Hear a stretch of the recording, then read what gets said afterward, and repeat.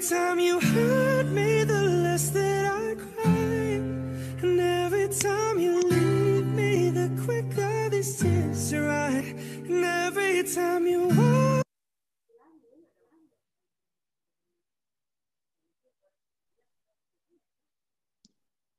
Assalamualaikum warahmatullahi wabarakatuh. Wah, selamat pagi peserta webinar A New Era Women and Leadership. Kami ucapkan selamat pagi dan selamat datang kepada seluruh peserta webinar A New Era Women and Leadership. Acara ini diselenggarakan oleh Ever Idea Education berkolaborasi dengan BEM Fakultas Hukum Universitas Patimura melalui forum daring Zoom, dan tema yang diusung pada webinar kali ini adalah Women and Leadership. Perkenalkan, saya Shelina Badria selaku pembawa acara yang akan memandu kegiatan webinar hari ini. Baik, peserta webinar sekalian, berikut ini saya akan membacakan tata tertib untuk peserta webinar A New Era Women and Leadership hari ini. Mohon untuk disimak dengan seksama. Yang pertama, peserta harap memastikan mikrofon dalam kondisi mute, kecuali ketika diizinkan berbicara oleh moderator. Kedua, selama webinar berlangsung, peserta dilarang menggunakan bahasa kasar, tidak senonoh, dan atau menyinggung sara. Ketiga, peserta akan diberikan kesempatan bertanya kepada narasumber, dipandu oleh moderator dengan menuliskan pertanyaan di kolom chat Zoom dengan format nama, underscore, pemateri yang dituju, underscore, pertanyaan. 4. Apabila peserta melanggar ketentuan di atas, maka menjadi hak panitia untuk mengeluarkan dari room meeting. Dan yang kelima, e-certificate akan diberikan kepada peserta yang mengikuti dari awal hingga akhir dan memfollow akun Instagram @everideaeducation. Baik. Peserta webinar yang berbahagia, untuk mengawali acara, marilah kita menyanyikan lagu kebangsaan Indonesia Raya. Udah mati belum kameranya?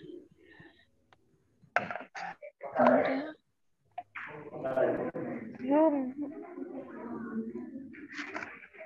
Lihat email ini.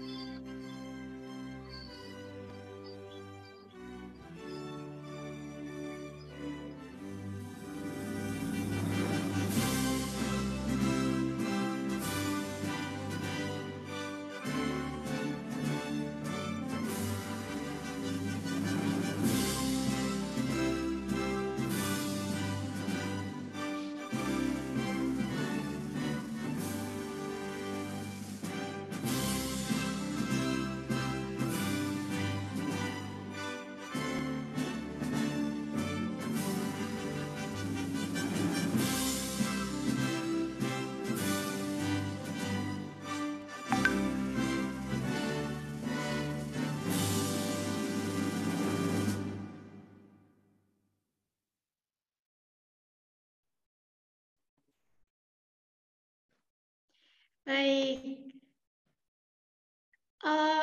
Acara webinar hari ini bekerja sama dengan Fakultas Hukum Universitas Patimura. Universitas Patimura ini terletak di Kota Ambon. Dan kebetulan saya juga berasal dari Kota Ambon. Tidak afdol rasanya apabila saya tidak menyapa dengan berbahasa Ambon. Apa kabar teman-teman di Ambon? Bye-bye satu? Bisa nih balas di kolom chat atau mungkin on mic-nya.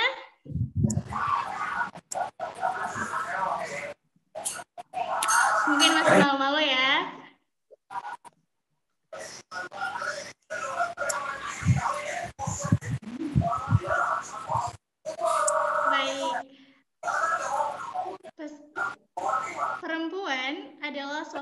yang cerdas, tangguh, dan pekerja keras. Melalui kecerdasannya, perempuan dapat membawa perubahan dalam pembangunan nasional. Pendidikan menjadi salah satu faktor yang mendukung kaum perempuan untuk semakin maju dan berpikir kritis. Kini, perempuan dengan hak dan kesempatan yang dimilikinya dapat merubah pola yang konvensional ke arah yang lebih modern.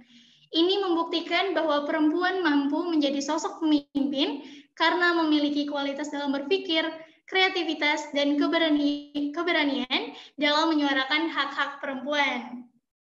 Hari ini, kita semua akan mendapatkan materi yang luar biasa mengenai Women and Leadership oleh para narasumber hebat yang sudah hadir bersama kita di sini.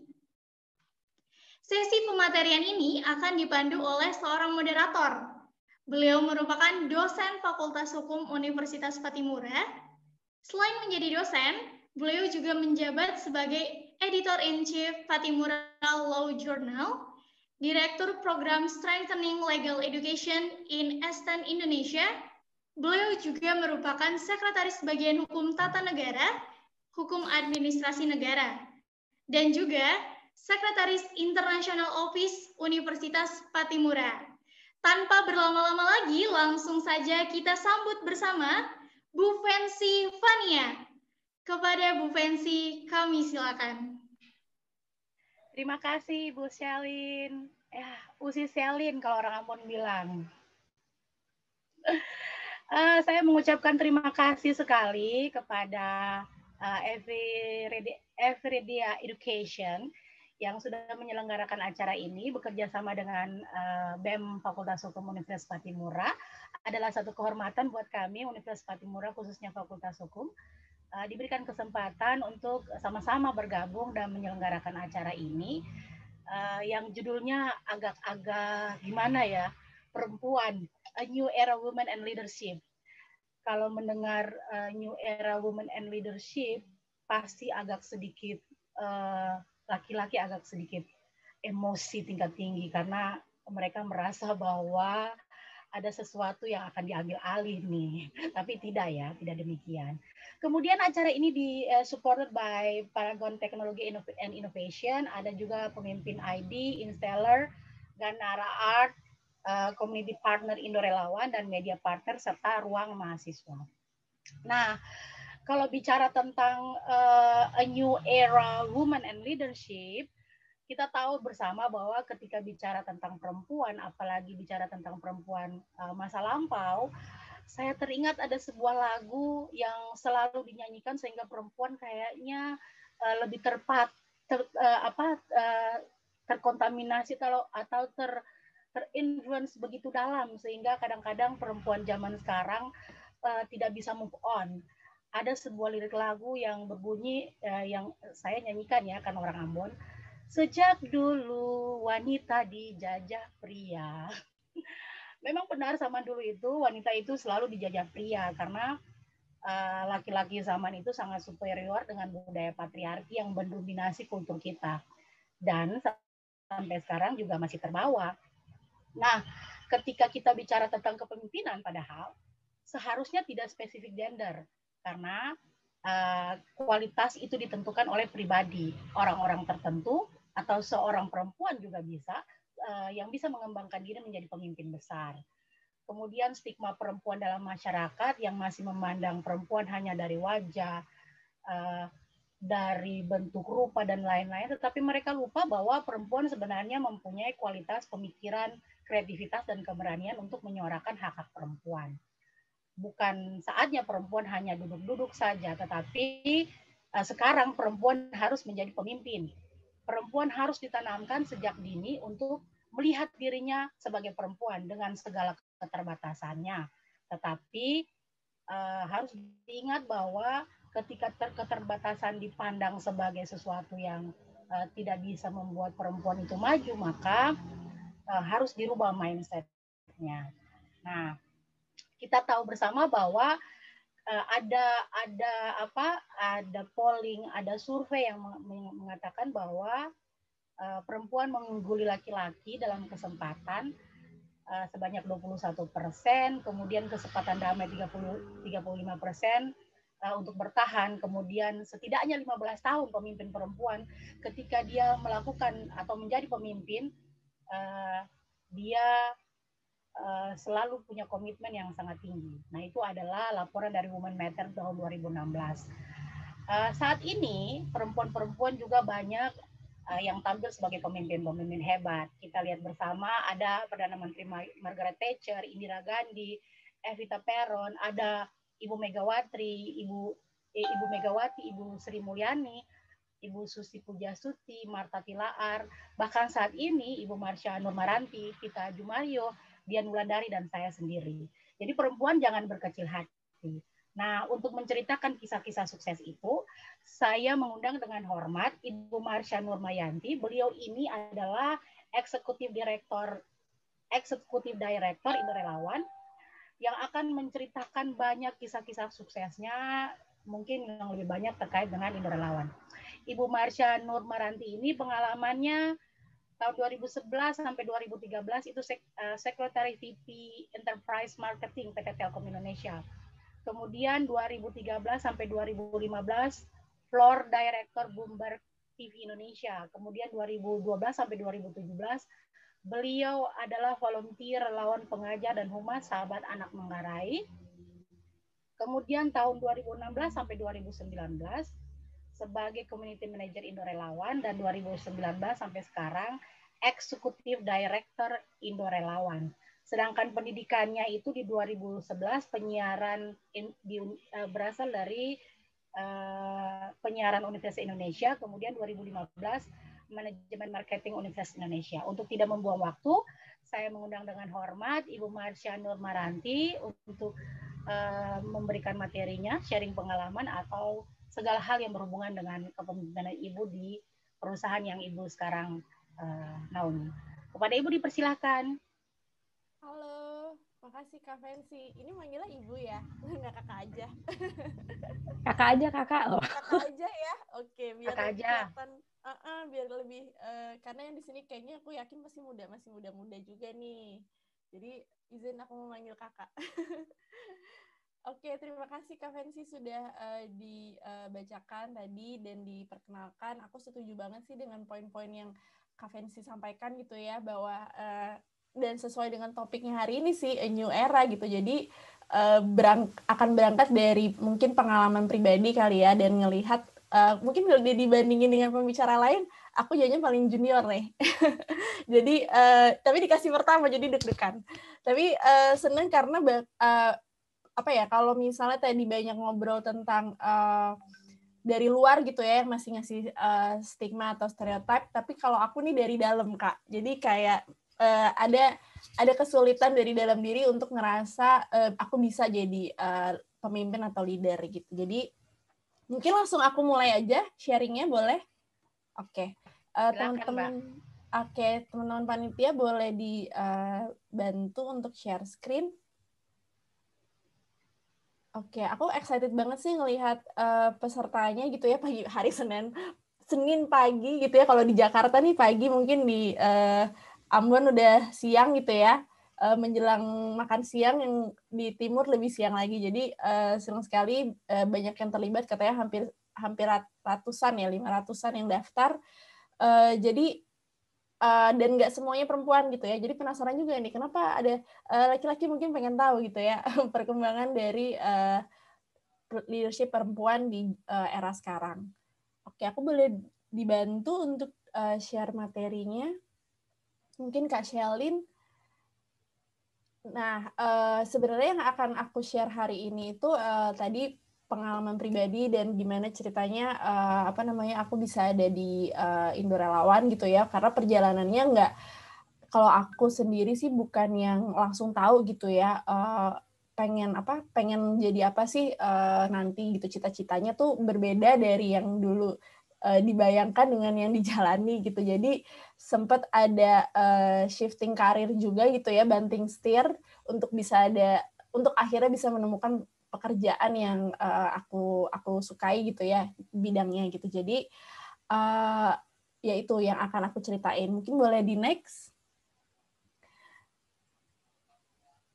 Nah, teman-teman mungkin bingung ya ini gambar apa sih gitu ya maksudnya. Nah, kalau ngelihat ini sebuah gambar yang berbeda dan ini sebenarnya perjalanan cerita aku sih gitu. Jadi dari kecil tuh aku senangnya itu berada di keluarga yang sangat suportif ya dan tidak melihat apa ya perempuan tuh harusnya di dapur aja atau harus melakukan pekerjaan yang berhubungan dengan mayoritas yang biasa dikerjakan oleh perempuan. Jadi aku dijebloskan oleh ayahku untuk dari kecil, dari umur 12 tahun untuk menjadi harus bisa bela diri gitu. Jadi dalam bayangan orang tua adalah kayak seorang perempuan itu harus bisa membela dirinya sendiri gitu kalau kenapa-napa nanti itu. Nah, sebenarnya aku nggak suka gitu ya bela diri ini, jadi kayak agak-agak setengah dipaksa, tapi ternyata berlanjut teman-teman sampai aku umur 20-an, jadi kayak hampir 10 tahun aku ada di dunia taekwondo ini, nggak sampai black belt gitu ya, nggak sampai sabuk hitam, tapi ini ngajarin banget untuk melatih rasa berani gitu kali ya, karena ketika misalnya udah kuliah atau SMA itu kan udah harus kemana-mana berani untuk bisa jalan sendiri, atau misalnya pulang malam tuh harus orang tua tuh bisa nggak terlalu khawatir lah karena anaknya udah punya bekal. Jadi ini tuh lumayan membentuk aku sih untuk bisa mengeluarkan ini juga, emosi juga gitu ya, kalau anak remaja kan punya banyak energi berlebih.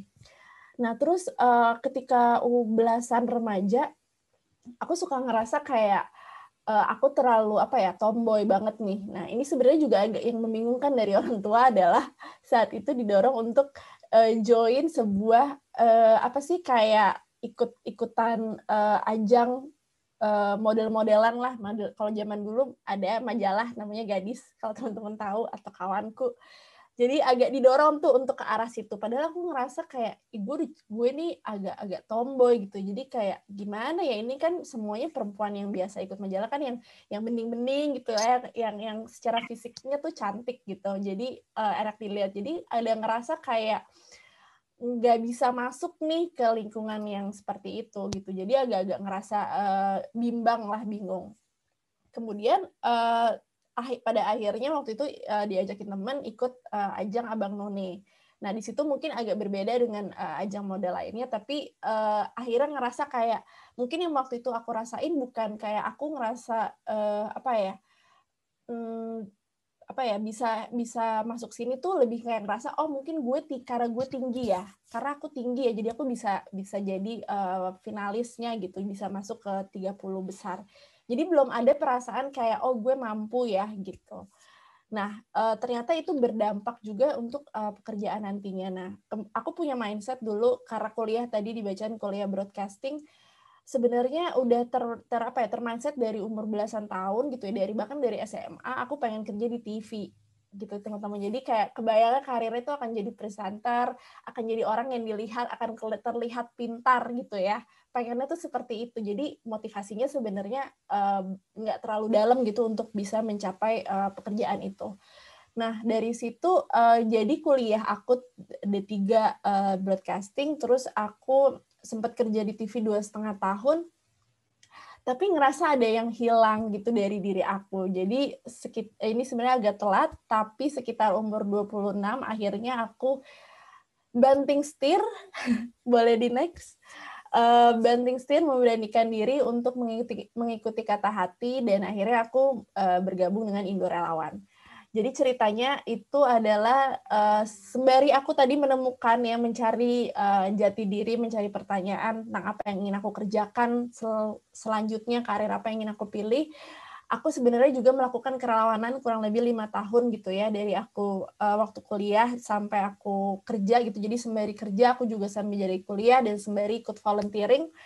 Ternyata dunia volunteer itu ini sekali berkesan.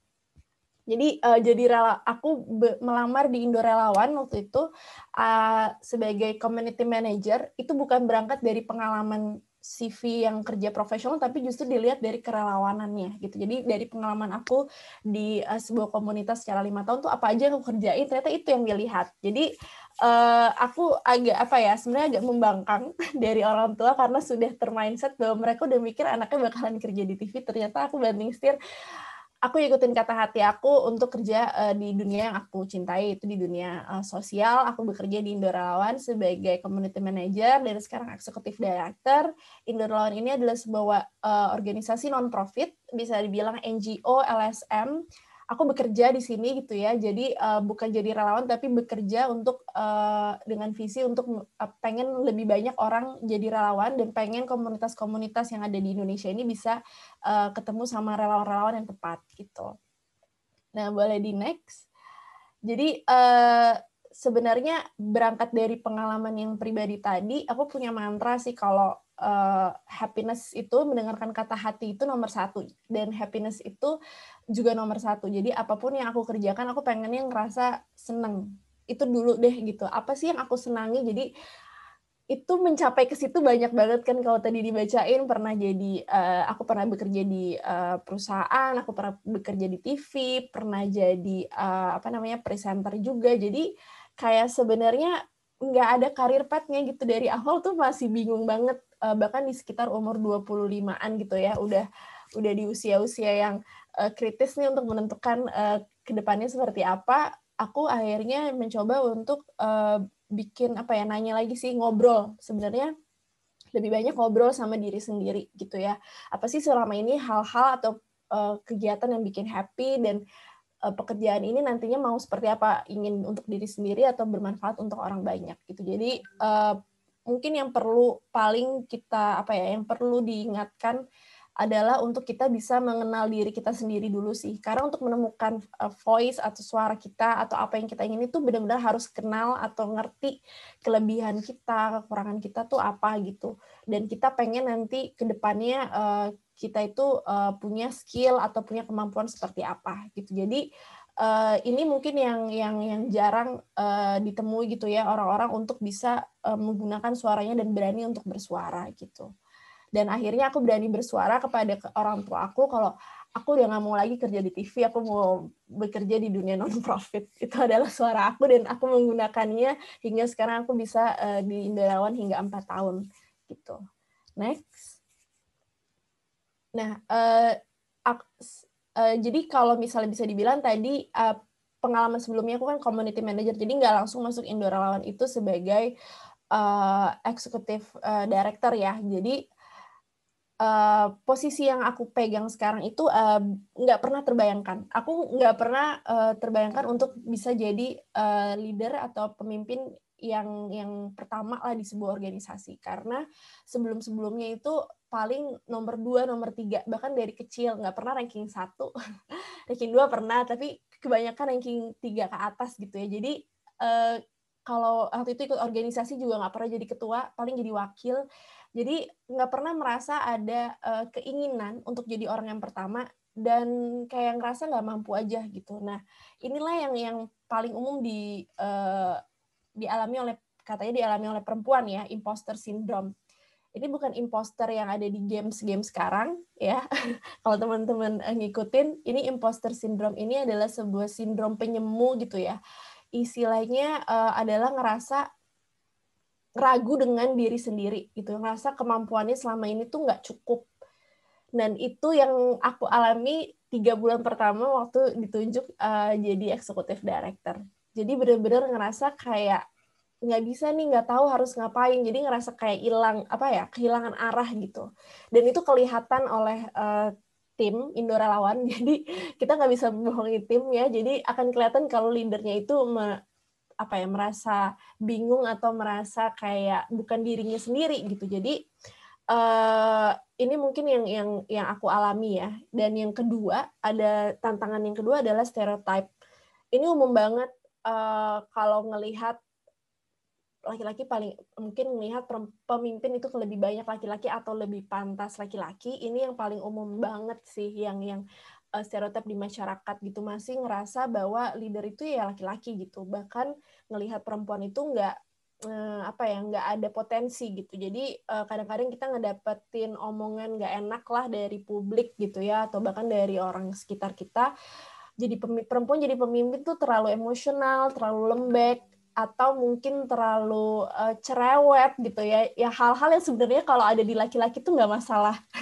Jadi ini nih yang PR ya, PR bersama untuk kita bisa apa ya, bisa memberikan kesempatan sih untuk teman-teman perempuan untuk bisa jadi leader.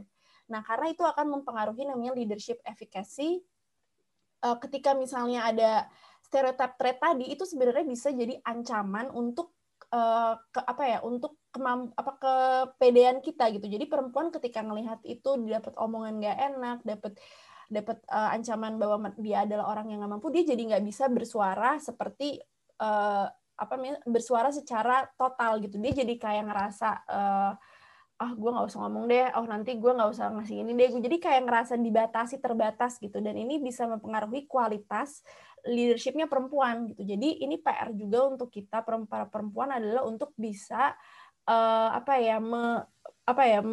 jangan sampai leadership efficacy ini turun atau menjadi rendah gitu ya. Jadi pegangannya kalau dari aku waktu itu akhirnya ketemu sama mentor. Jadi akhirnya diketemuin sama founder kita, mentor perempuan, disuruh baca buku, disuruh nonton video, disuruh jadi banyak mencari sumber untuk sebenarnya ngebangun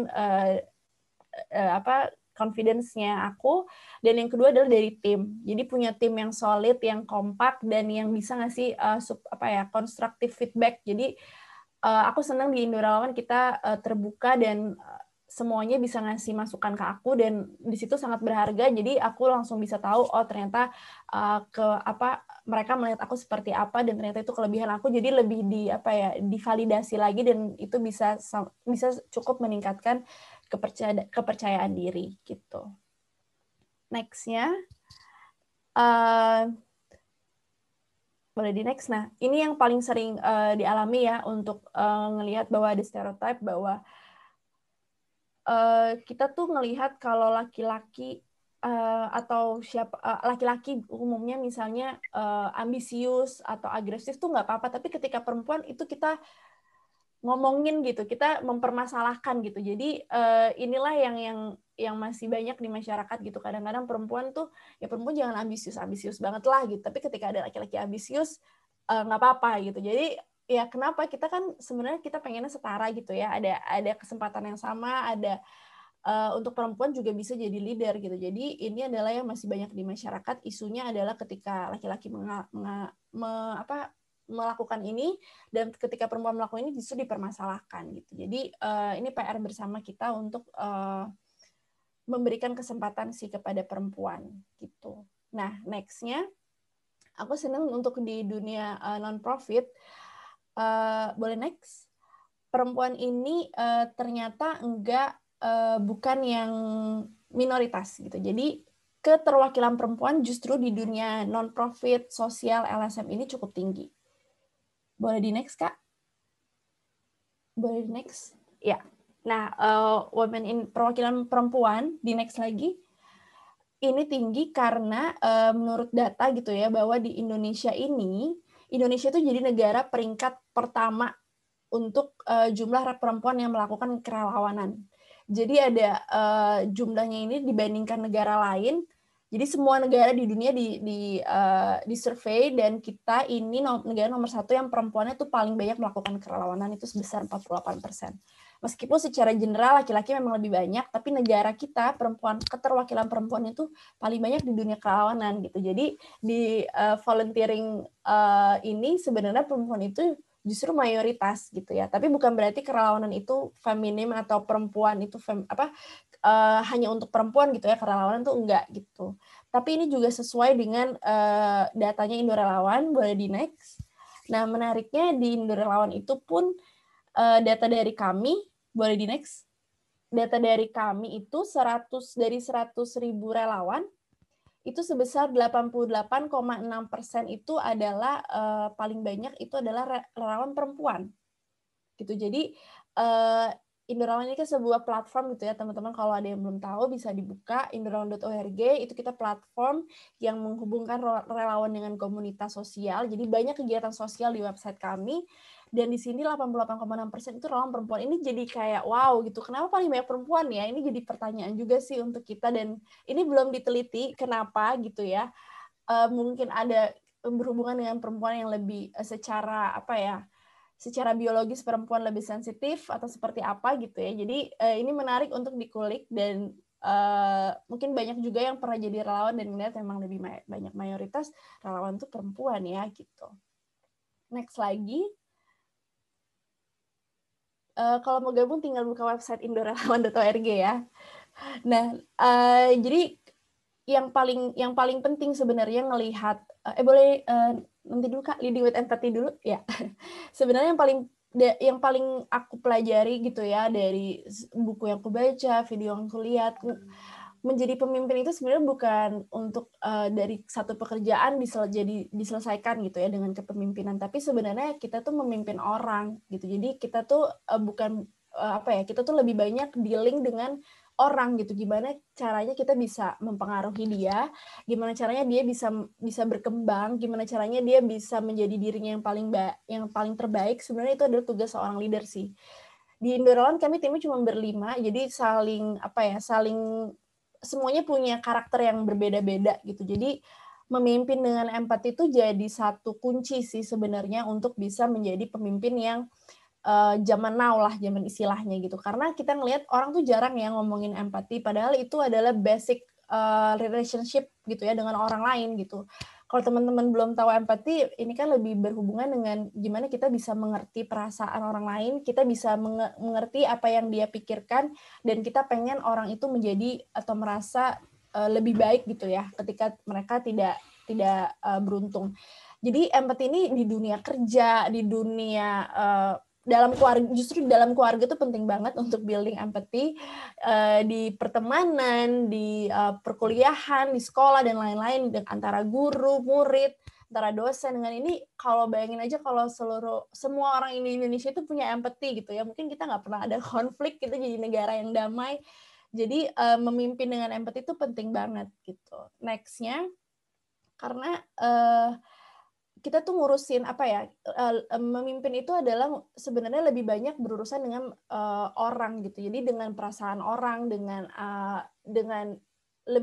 kita bukan kayak ngurusin dia pokoknya harus gimana caranya ngerjain itu selesai, tapi kita gimana caranya bisa memotivasi dia untuk bisa mengerjakan itu gitu. Jadi ketika orang merasa didengarkan, ketika orang merasa dimengerti, ketika leadernya berusaha untuk jujur dan terbuka gitu ya, itu timnya akan jadi tim yang solid gitu ya di dalam sebuah organisasi. Kepemimpinannya jadi kepemimpinan yang sama-sama bukan seperti bos dengan bawahan yang sangat terlihat jenjangnya, tapi menjadi sebuah tim yang solid gitu. Karena inilah yang sebenarnya membedakan seseorang dengan seorang leader yang baik dengan seorang leader yang terbaik gitu. Jadi empati ini sebagian dari emotional intelligence atau kecerdasan emosi. Jadi itu adalah sebenarnya kecerdasan emosi, dari sebuah penelitian yang bilang bahwa yang membedakan seorang pemimpin terbaik dengan yang pemimpin yang biasa aja itu adalah memiliki kecerdasan emosi, dan punya empati itu adalah salah satu elemennya, faktor yang menjadi tanda kalau pemimpin itu memiliki kecerdasan emosi gitu. Nah, next-nya di penutup, ini aku pengen ngajakin teman-teman sebelum kita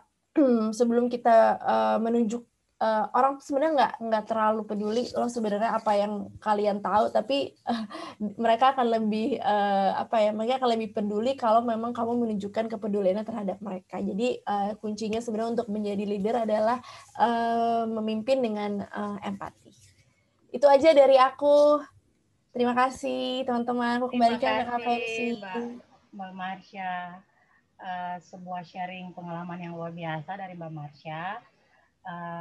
Kalau saya juga memang sebenarnya untuk menjadi seorang pemimpin itu bukan hal yang mudah. Memang awal-awal perempuan juga merasa sama bahwa, aduh saya tidak mungkin jadi pemimpin. Aduh saya hanya juara biasa-biasa aja. di sekolah, dan mungkin suatu saat jadi pemimpin itu juga terjadi hampir di sebagian perempuan, dan saya juga mengalami itu. Iya. Nah, tadi inti dari apa yang Mbak Marsha sampaikan, bahwa seorang pemimpin itu harus ada keinginan yang kuat dari dalam dirinya sendiri untuk menjadi seorang pemimpin. Kemudian pemimpin itu mengenai rasa, empati, saling mengerti, ada kejujuran, memiliki pemikiran yang baik. Jadi empati itu adalah hal penting dari seorang pemimpin. Nah, untuk tidak membuang waktu, ini ada seorang narasumber kita yang berikut. Kita akan panel ya Mbak Marsha sampai semua pembicaranya selesai, baru kita akan membuka babak diskusi untuk para peserta. Kita mempunyai narasumber berikut, yaitu Ibu Dian, Mbak Dian ya, Mbak Dian Wulandari. Mbak Dian ini lebih dari 17 tahun mempunyai pengalaman di bidang consulting, training, marketing, kemudian public relation and digital media in Indonesia, Malaysia, and Singapore. Wow, amazing.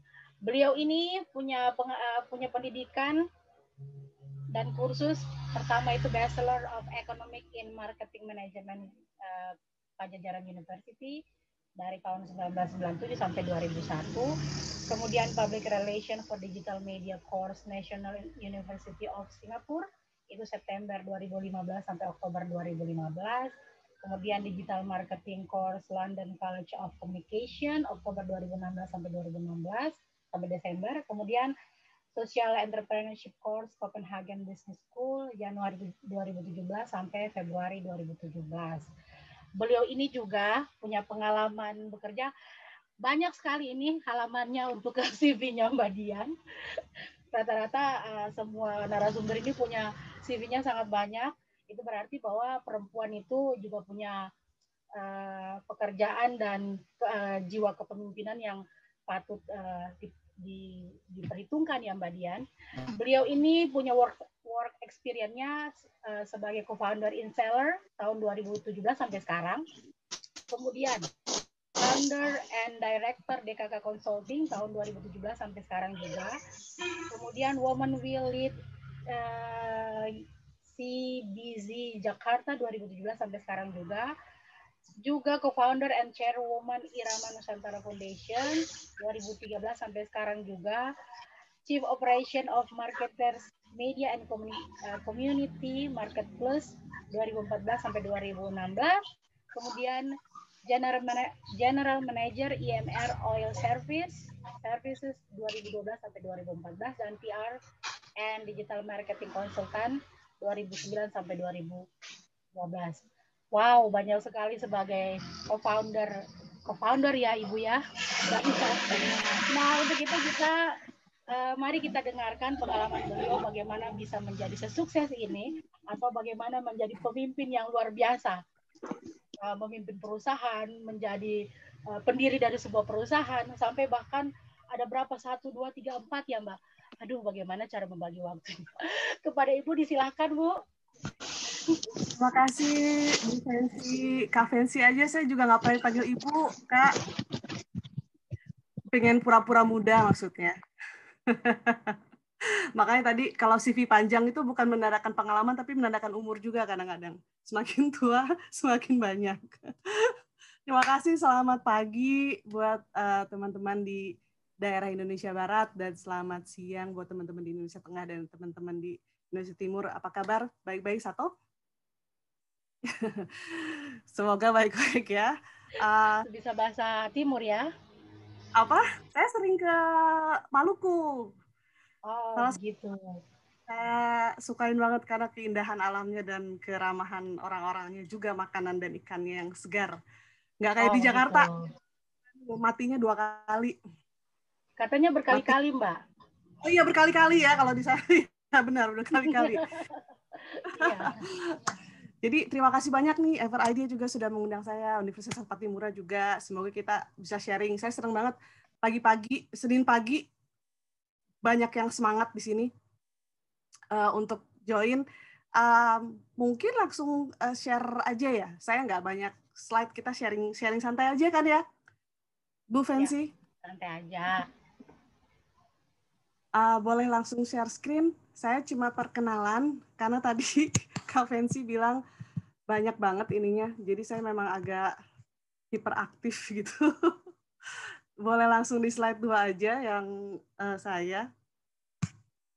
Saya nanti akan sharing sedikit aja mengenai soal perempuan di entrepreneurship di Indonesia. Kalau tadi Mbak Marsha ngomongin soal volunteering, kalau saya memang lebih banyak di era entrepreneur ya, Kak Fancy, jadi saya akan lebih sharing ke sana. Cuma sebelumnya saya perkenalkan diri sendiri supaya kan katanya tak kenal maka tak sayang. Jadi semoga habis kenal sayang semua gitu ya sama saya. Jadi saya emang banyak karena memang agak aktif gitu ya. Dari kecil saya memang banyak maunya, banyak energi. Halo, Kak. Ya? Halo. Apa Kak, nggak bisa ku dengar suaramu, Kak? Halo, nggak kedengeran suara saya? Bisa Mbak Dian. Oh bisa. Silakan dilanjut aja ya. Dilanjut aja. Oke, jadi sampai mana tadi? Oh ya, saya memang aktif dari kecil. Jadi saya pertama kali jadi entrepreneur atau sis online shop itu kelas 4 SD. Jadi waktu SD itu saya dari kecil itu, saya SD itu puluhan tahun yang lalu ya. Jadi waktu kecil itu saya pengen beli Barbie. Uangnya nggak ada, mahal Barbie itu. Jadi akhirnya saya punya banyak buku karena saya senang banget baca. Saya senang banget baca buku segala macam, sampai minus saya juga tinggi sekarang. Jadi saya waktu itu mulai sewain komik ke teman-teman di sekolah SD. Jadi tiap hari saya bawa buku, terus akhirnya saya nabung. Sewanya cuma 25 perak. Apakah adik-adik dan kawan-kawan di sini ada yang pernah beli barang seharga 10 perak atau 25 perak? Nah, itu zaman itu masih belinya 10 perak atau 25 perak. Jadi kalau baca di tempat 10 perak, kalau pinjam bawa ke rumah 25 perak. Terus habis itu saya ingat saya ada yang bully gitu. Laki-laki badannya gede, dia baca buku nggak pernah mau bayar. Terus saya mikir gimana caranya ya gitu. Biar nggak dibully. Akhirnya saya bikin katalog sendiri dan menemukan sistem sendiri waktu kelas 4 SD untuk PO, sistem PO mungkin sekarang. Jadi katalognya dibawa ke sekolah, mereka pesan bayar duluan, besoknya saya bawain bukunya. Jadi itu pertama kali saya menjadi entrepreneur ceritanya atau online shop. Dengan modal buku dari orang tua ya, nggak modal sendiri. Tapi udah punya tahu sistem PO by default karena keterpaksaan, karena dibully. Habis itu saya akhirnya bisa beli Barbie. Habis beli Barbie, beli bajunya mahal. Wah, gimana beli baju mahal ya? Ya udah deh, saya belajar jahit ke nenek saya. Jadi akhirnya saya bikin baju Barbie sendiri. Habis udah bikin baju Barbie sendiri, terus teman-teman lihat bagus, mau beli. Ah ya udah saya jual aja. Nggak sayang sama bajunya. Oh ya udah saya jual aja. Selama-lama banyak pesanan. Aduh, nggak mungkin saya ngejahit sendiri sampai sekolah dan skillnya juga jelek kan.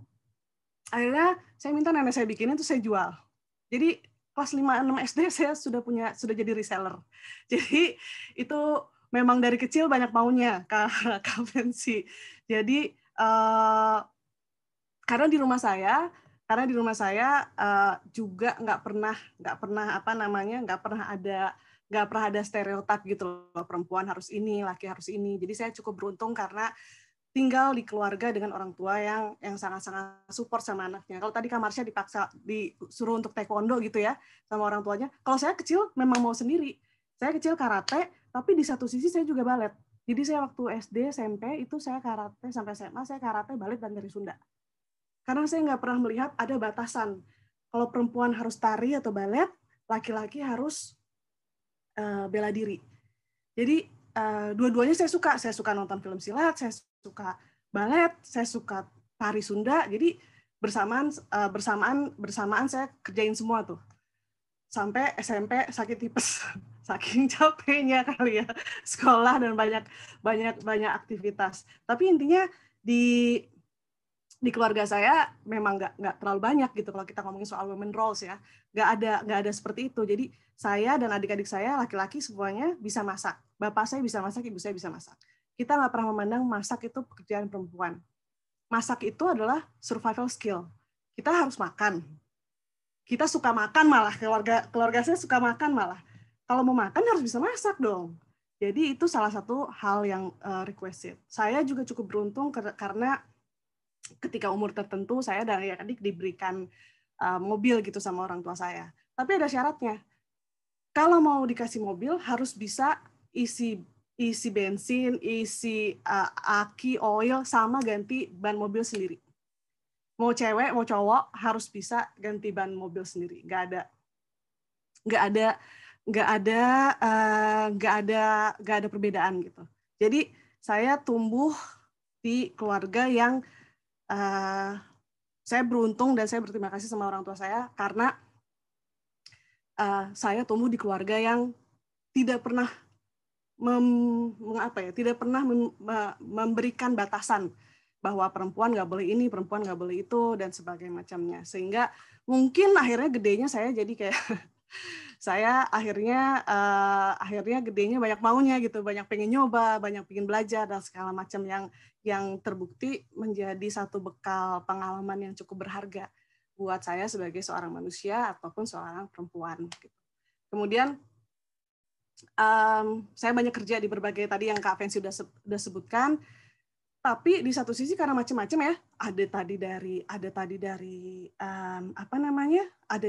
saya pernah di oil company, batubara company, di campaign, di PR, marketing, consulting dan segala macamnya. Di satu masa tuh saya sempat nggak percaya diri, karena saya ngerasa saya nggak punya skill apapun gitu. Saya generalis, saya kayak jack of all trades, saya nggak punya skill apapun gitu. Ini saya mau ke arah mana nih? Tujuan saya nanti tuh mau ngapain? Saya kalau ditanya 10 tahun lagi tuh mau apa, saya nggak tahu. Saya cuma go with the flow aja lah, ikutan kerja. Yang penting bisa ada uang untuk makan dan segala macamnya. Sampai akhirnya saya mencoba daripada fokus ke kekurangan saya atau yang bukan kelebihan saya itu, saya coba cari apa sih kelebihan saya dan persamaan saya. Jadi akhirnya saya dapetin satu persamaan bahwa ternyata walaupun apapun bidang apapun, pekerjaan apapun, saya selalu punya satu kesamaan, yaitu I'm very good at managing people and I'm very good leader. Itu kesadaran yang lama sekali karena sebelumnya nggak percaya diri, malu, humble, perempuan kan nggak boleh terlalu pede, own it gitu ya. Terus tapi lama-lama, oh enggak gitu. Udah terbukti bahwa I'm very good in managing people, so saya juga punya tahu visi apa yang mau saya ambil dan gimana cara kesananya. Karena eksekusi dan implementasi buat saya sangat penting sekali dalam pekerjaan. Itu satu. Persamaan kedua adalah selama 17 tahun ya, udah disebutin ya tadi ya. Saya mau pura-pura umur 20-an nggak bisa ya. Selama bertahun-tahun saya bekerja, saya selalu punya satu kesamaan, yaitu saya selalu ambil cuti 1 atau 2 bulan untuk volunteer. Jadi saya senang sekali tadi bisa satu diskusi panel sama Mbak Marsha karena saya juga sering banget volunteer. Dalam 1 tahun saya ambil 1-2 bulan cuti untuk volunteer.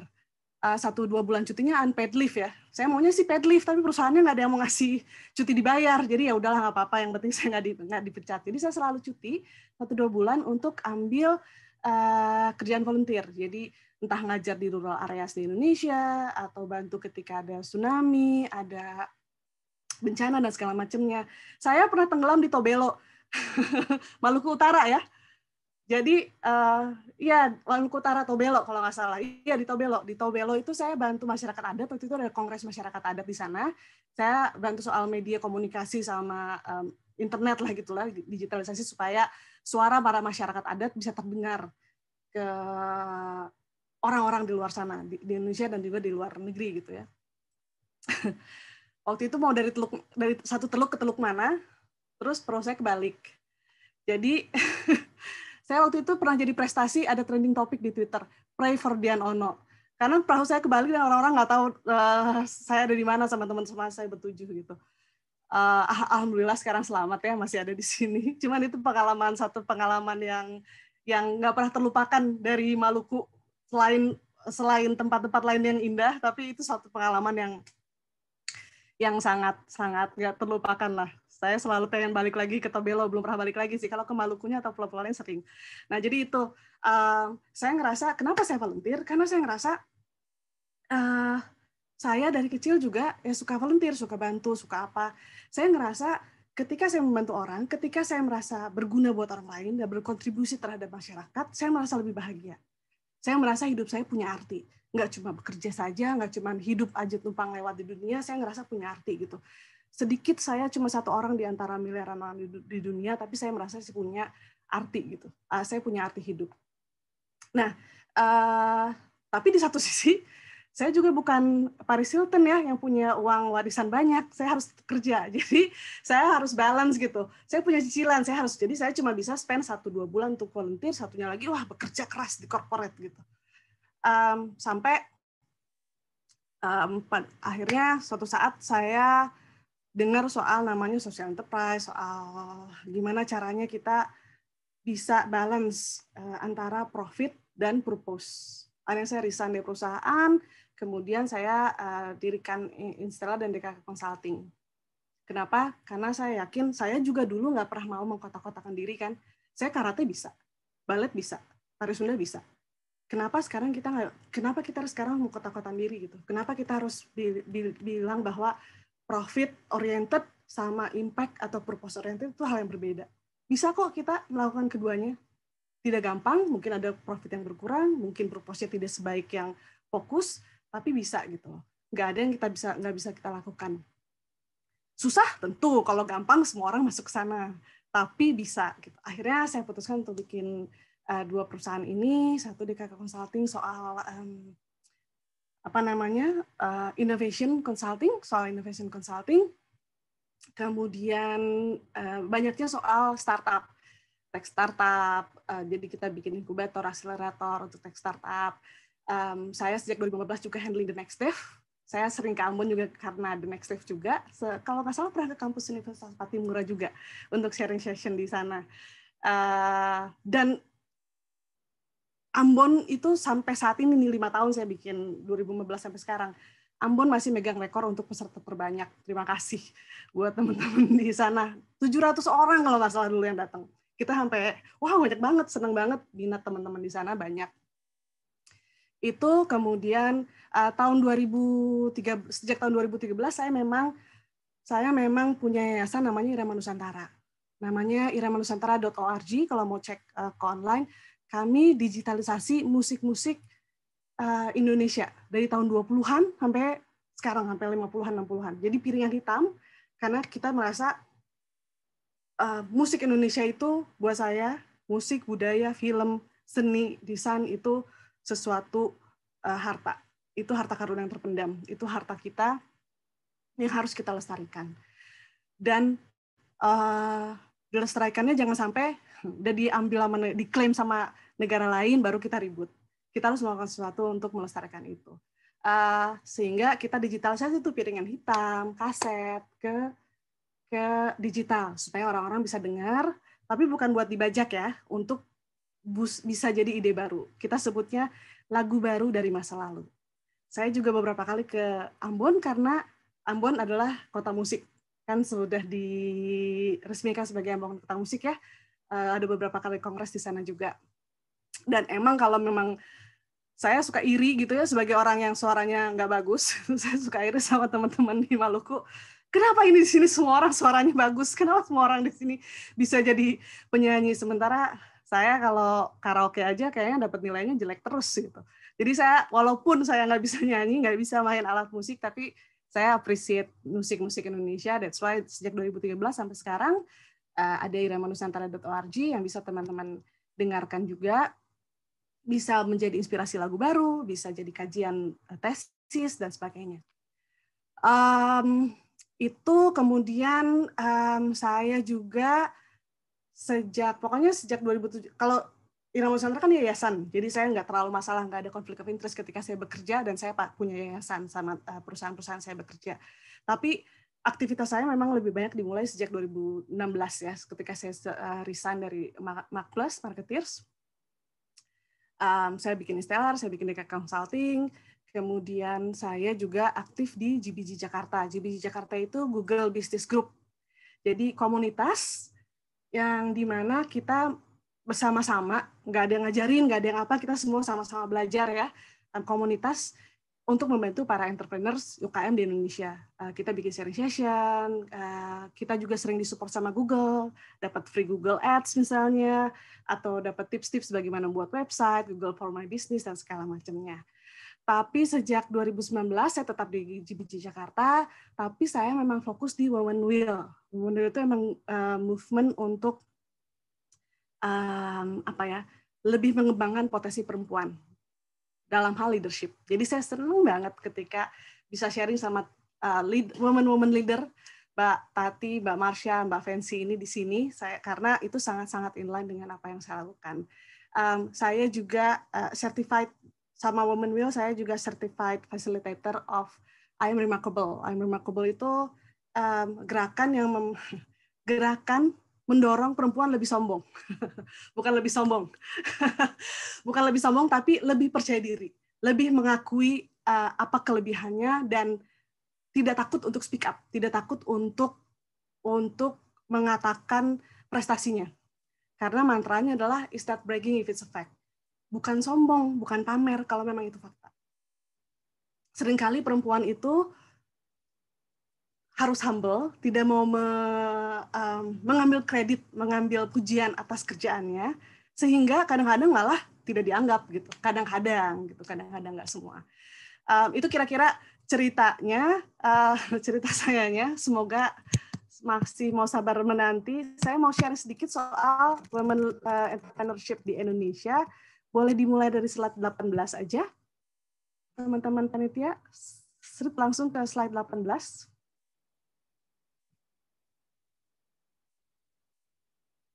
Ya, itu. Angka sesudahnya.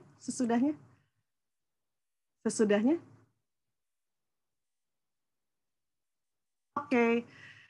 Nah, karena saya sebelumnya, Mbak, yang ada 30.600.000. Nah, karena saya di entrepreneurship, saya akan cerita soal gimana sih peran women di entrepreneurship gitu. Kalau dari data International Finance Corporation tahun 2016, women entrepreneurs Indonesia itu ada 30.600.000. Itu jumlah yang banyak sekali sebetulnya. Jumlah yang sangat-sangat banyak. 30.600.000 itu lebih banyak dari penduduk Jerman, kayaknya beberapa penduduk negara-negara di Eropa tuh lebih sedikit daripada jumlah women entrepreneurs di Indonesia. Jadi women entrepreneurs mean women leader. Entah mereka punya satu anak buah, entah mereka belum punya anak buah, entah mereka punya banyak anak buah. Intinya buat saya women entrepreneurs itu adalah women leader because they lead, at least mereka memimpin diri sendiri untuk memulai suatu usaha. Kalau nggak jadi entrepreneurs, ya nggak bisa juga jadi women leader. Di rumah, di sekolah, di mana-mana juga bisa jadi women leader. Tapi ini adalah number yang sangat besar sekali. Menurut kami, ini sangat besar. Seperti saya bilang tadi, saya nggak hafal jumlah negara-negara di dunia, tapi saya yakin ini banyak sekali. Satu penduduk negara di luar negeri itu lebih kecil jumlahnya dibanding jumlah women leader di Indonesia. Kalau next slide-nya, kalau dibandingkan dengan female, next slide-nya, Mbak. Kak, tolong. Di sini ada, nah, kalau dibandingkan dengan persentase di ASEAN, itu kalau dilihat di sebelah kiri, Thailand dan Indonesia itu ada di 21%. Ini risetnya dari Sasaka Peace Foundation dan Dalberg tahun 2017. Ini persentasenya ada 21% di Thailand dan Indonesia. Kalau dilihat rata-rata global itu cuma 8%. Rata-rata ASEAN itu 12%. Jadi Indonesia sama Thailand itu tinggi sekali aktivitas perempuan sebagai leaders. Ini persentase perempuan yang memiliki bisnis. Jadi I think this is a good news buat orang Indonesia gitu. Kita itu sebetulnya perempuan Indonesia itu keren banget gitu. Tetapi permasalahannya, boleh next slide-nya, permasalahannya adalah dari banyak 30 juta itu, semuanya kalau dari segi entrepreneurs itu berapa kayak 90%, 80% itu ada di mikro. Usaha yang mikro, bahkan bukan kecil ya, usaha mikro itu paling banyak. Kemudian sebagian kecil di usaha kecil, kemudian usaha medium, dan sebagian besar lagi di usaha yang besar. Jadi kelihatan sekali bahwa walaupun kita banyak women owner, women entrepreneurs, tetapi when it comes to the size, ketika itu kita bicara soal size-nya, itu lebih banyak yang usaha kecil, which is nggak apa-apa juga. Tetapi ini memang gambaran women leadership di global. Sulit sekali kita semakin sedikit benar-benar woman leader. Sure, kita punya Jacinda Ardern, kita punya Kanselir Angela Merkel gitu. Tapi memang sangat sedikit gitu dibanding dengan yang lain-lain. Jadi itu suatu bukan masalah ya, suatu tantangan yang harus kita sama-sama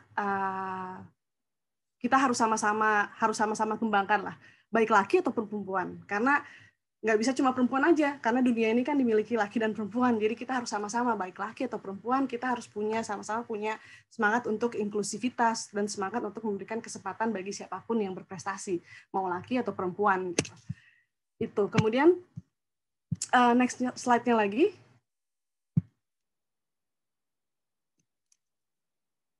Ini waktunya udah mau habis ya.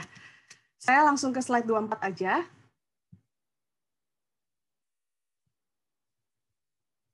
Selanjutnya, Kak. Terus, satu lagi. Oke. Nah, ini ada beberapa riset yang saya compile. Bukan saya riset sendiri, ada beberapa riset yang saya compile. Kalau orang suka bilang, aduh kalau perempuan itu nggak bisa jadi leader, nggak bisa jadi leader di tempat tinggi, jualan bisa, tapi nggak bisa jadi manajer, segala macam.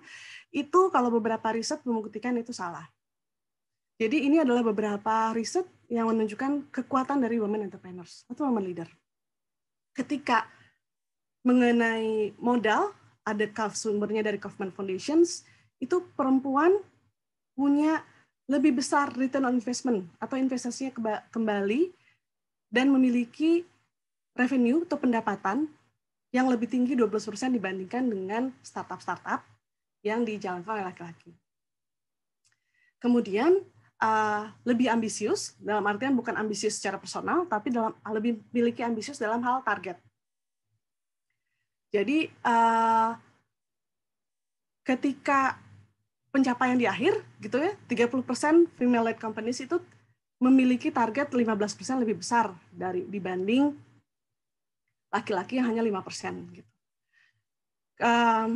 Dan terakhir sebetulnya ini sebuah hal yang sangat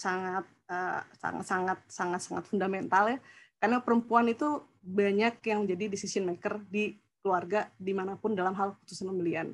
Jadi untuk entrepreneurs yang berjualan barang dan jasa tentu saja tahu pelanggannya lebih baik sehingga kita punya advantage sebagai perempuan. Nextnya lagi, tetapi tantangan yang dihadapi kalau menurut saya, nah kalau ini yang riset yang kami lakukan ada 3 hal utama. Yang pertama, access to knowledge. Jadi, sebelumnya Kak, sorry, ini salah slide. Nah, yang pertama paling kiri itu adalah access to knowledge. Dalam artian perempuan lebih punya minim akses untuk mendapatkan pengetahuan. Bukan berarti di Indonesia ini nggak boleh sekolah ya, kita kan nggak ada ya, nggak kayak di beberapa negara di luar gitu yang perempuan nggak boleh sekolah. Bukan, kita boleh sekolah. Kita punya kesempatan belajar dan semuanya nggak ada larangan, perempuan harus sekolah malah gitu. Cuman ketika ngomongin orang-orang seusia saya, misalnya punya keluarga, punya anak, akan lebih sulit buat kita untuk ngambil akses. Jadi yang sulitnya itu akses. Jadi misalnya banyak training pelatihan hanya ada di kota-kota besar, ya kan? Adanya harus di Jawa gitu. Saya bikin inkubator Instilar ini, sempat ada teman-teman dari Papua mau ikutan inkubator kita. Saya malah bilang nggak usah, sayang uangnya bolak-balik ke Jakarta. Tapi kan alangkah sayangnya itu banyak teman-teman punya potensi, tapi nggak ada akses. Aksesnya bukan mereka yang nggak boleh datang, tapi tidak ada di kota-kota kecil, tidak banyak variasinya, bukan tidak ada ya, tidak banyak ragamnya. Tidak sebanyak di Jakarta, tiap pengkolan, tiap jam ini ada aja yang tiap belokan itu ada aja yang bikin training atau gratis berbayar dan segala macamnya. Sementara di kota-kota sekunder mungkin tidak sebanyak itu, sehingga pilihannya terbatas. Sehingga ketika perempuan harus ingin memiliki tambahan pengetahuan misalnya, harus ke Jakarta, harus ke Bandung, harus ke Surabaya, harus ke Makassar seminggu gitu. Buat perempuan yang punya anak, itu agak sulit untuk meninggalkan seminggu gitu, untuk meninggalkan seminggu. Jadi itu ada aksesnya yang sulit. Kemudian yang kedua juga access to finance. Beberapa hal perempuan memang lebih sulit mendapatkan akses ke pendanaan dibanding laki-laki dulu. Kalau sekarang udah lumayan lebih banyak lagi akses untuk perempuan. Yang terakhir dan yang utama sebenarnya adalah lack of confidence. Kadang-kadang kitanya sendiri nggak percaya diri. Tadi Mbak Marsha juga sempat share hal yang sama gitu. Kita perempuan karena di dunia patriarki kita punya certain set of expectation bahwa perempuan harus begini. Kalau perempuan ngomong keras dianggapnya jutek, kalau laki-laki berwibawa gitu. Ada bias seperti itu yang dihadapi oleh perempuan dan kadang-kadang kitanya sendiri nggak percaya diri. Saya merasa saya nggak percaya diri dulu. Padahal saya lahir di keluarga yang cukup privilege, keluarga yang cukup mendorong saya untuk berbicara dan segala macam. Tapi di dunia luar saya takut untuk ngomong. Kalau nanya takut. Kalau lagi gathering di ujung-ujung, saya sempat ada masa-masa kayak gitu. Tapi sempat ketika saya pertama kali megang jabatan yang cukup tinggi, C-level, kemudian saya banyak mendengar selentingan orang-orang ngomongin, ada beberapa yang ngomong, wah dia nih bosi. Dan saya sempat ini Mbak Fancy, sempat mikirin, aduh disebut bosi, disebut bosi. Mbak Dian. Ya, udah habis ya? Sebentar saya habis ini.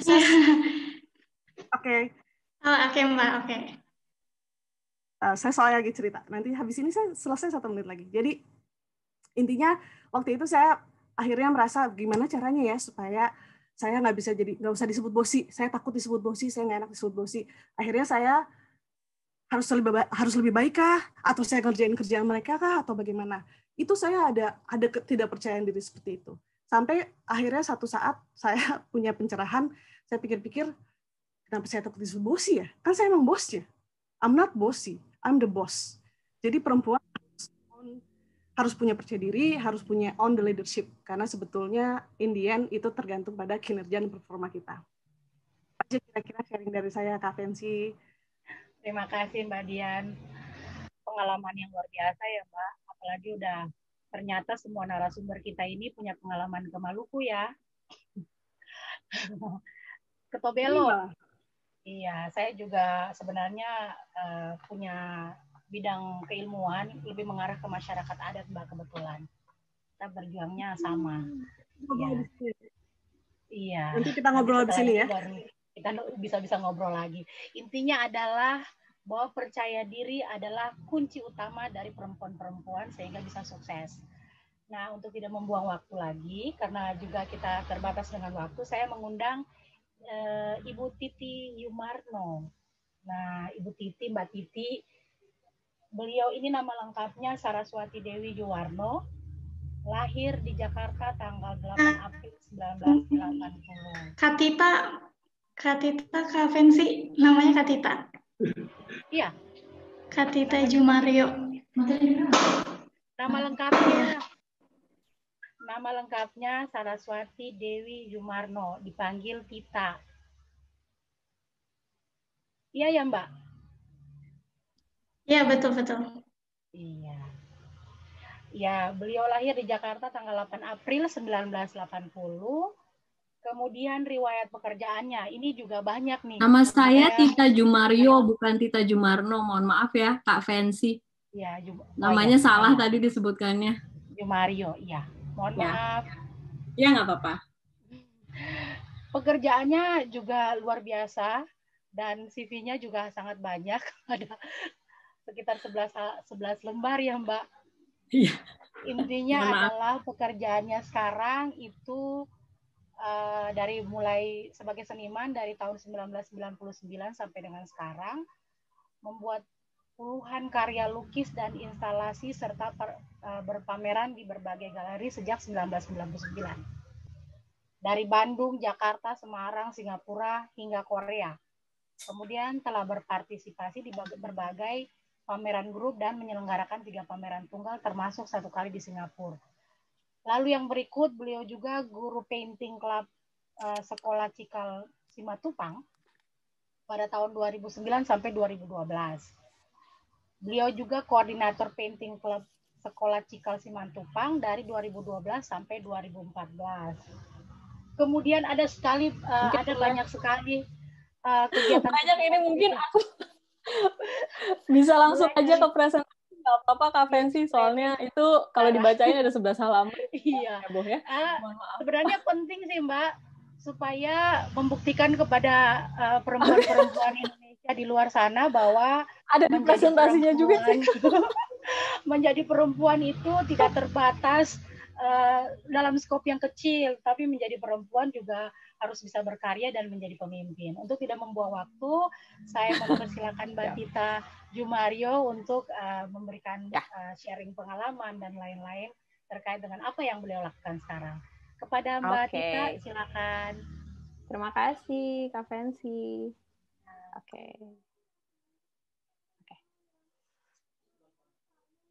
Sudah terlihat? Terlihat ya? Sudah, Kak Tita. Sudah. Ya, bentar aku jadikan ini aja deh, biar kelihatan. Selamat pagi dan selamat siang buat teman-teman baik yang di Indonesia Barat maupun Indonesia Tengah maupun Indonesia Timur. Nih kayaknya ramai banget ya hari ini, ada 359 yang masuk. Saya tadi pagi dengar dari Adit Everidea sudah 900-an sebetulnya yang mendaftar ya. Luar biasa. Terima kasih banyak Everidea Education sudah mengundang saya pagi ini. Terima kasih Kak Fancy juga sebagai moderator. Saya kebetulan kenalnya sama Asa ya, saya belum kenal sama Mbak Dian, tapi saya kenal dekat sama David, co-foundernya Irama Nusantara ya Mbak Dian ya, kebetulan kakak kelas dulu di ITB Seni Rupa. Nah jadi sekilas aja, saya adalah pendiri dari Ganara Art, mari berbagi seni dan seni untuk Indonesia. Saya mau mulai dari dulu waktu saya kecil, kebetulan mungkin kalau teman-teman di sini mempunyai semangat atau mempunyai passion yang ada yang didukung oleh orang tua, ada juga mungkin yang enggak. Kebetulan saya termasuk yang beruntung sangat didukung oleh orang tua. Kebetulan almarhum bapak saya adalah fotografer seni, wartawan, dan sudah sedari kecil pada saat saya sudah bisa menggambar, saya gambar-gambar gitu di tembok, gambar-gambar di tembok lagi. Terus oleh almarhum bapak bukan beliau sama sekali nggak marah, tapi malah bilang, Tita nanti dia lihat gambar-gambarnya terus bilang gitu, gambar kamu nih bagus banget, nanti kamu besarnya harus jadi seniman. Jadi dari umur 4 tahun saya udah tahu saya akan menjadi seniman. Nah jadi saya terus menggambar dan berlatih sehingga pada tahun 98 ketahuan dia umur berapa. Padahal tadi juga udah dikasih tahu ulang tahunnya kapan. Nah jadi tahun 98 saya diterima di ITB Seni Rupa. Tetapi sekitar 2 mingguan sesudah, nggak nyampe 2 minggu sih, nggak nyampe sebulan ya, sesudah saya diterima, almarhum bapak saya jatuh sakit, stroke, lalu meninggal. Nah, karena memang ini adalah mimpi kita berdua untuk saya bisa menjadi seniman dan masuk ke ITB Seni Rupa, sepanjang saya kuliah, saya membuat karya yang berhubungan dengan almarhum bapak. Dan ini adalah tugas akhir saya. Mungkin kalau teman-teman di layar komputer atau di handphone bisa lihat ini sebenarnya kalau dari jauh adalah wajah almarhum bapak saya sedang tersenyum. Jadi kelihatan ya ada hidungnya, lalu ada kacamatanya gitu lagi ketawa. Tapi sebenarnya kalau didekati itu adalah print out kecil-kecil di kanvas. Jadi ada 700 kanvas ini. Saya ngerjainnya 6 bulan sampai setahun, kalau 9 bulan deh pokoknya. Nah itu kalau misalnya didekati, itu adalah hasil cetak foto dari perjalanan kehidupan bapak saya dari pada saat beliau berkarir sebagai fotografer, perang bahkan di Vietnam, di Timor Leste, lalu juga pada saat menikah dengan ibu saya, lalu pada saat anak-anaknya lahir, dan terakhir bahkan ada saya memasukkan foto pada saat pemakaman beliau.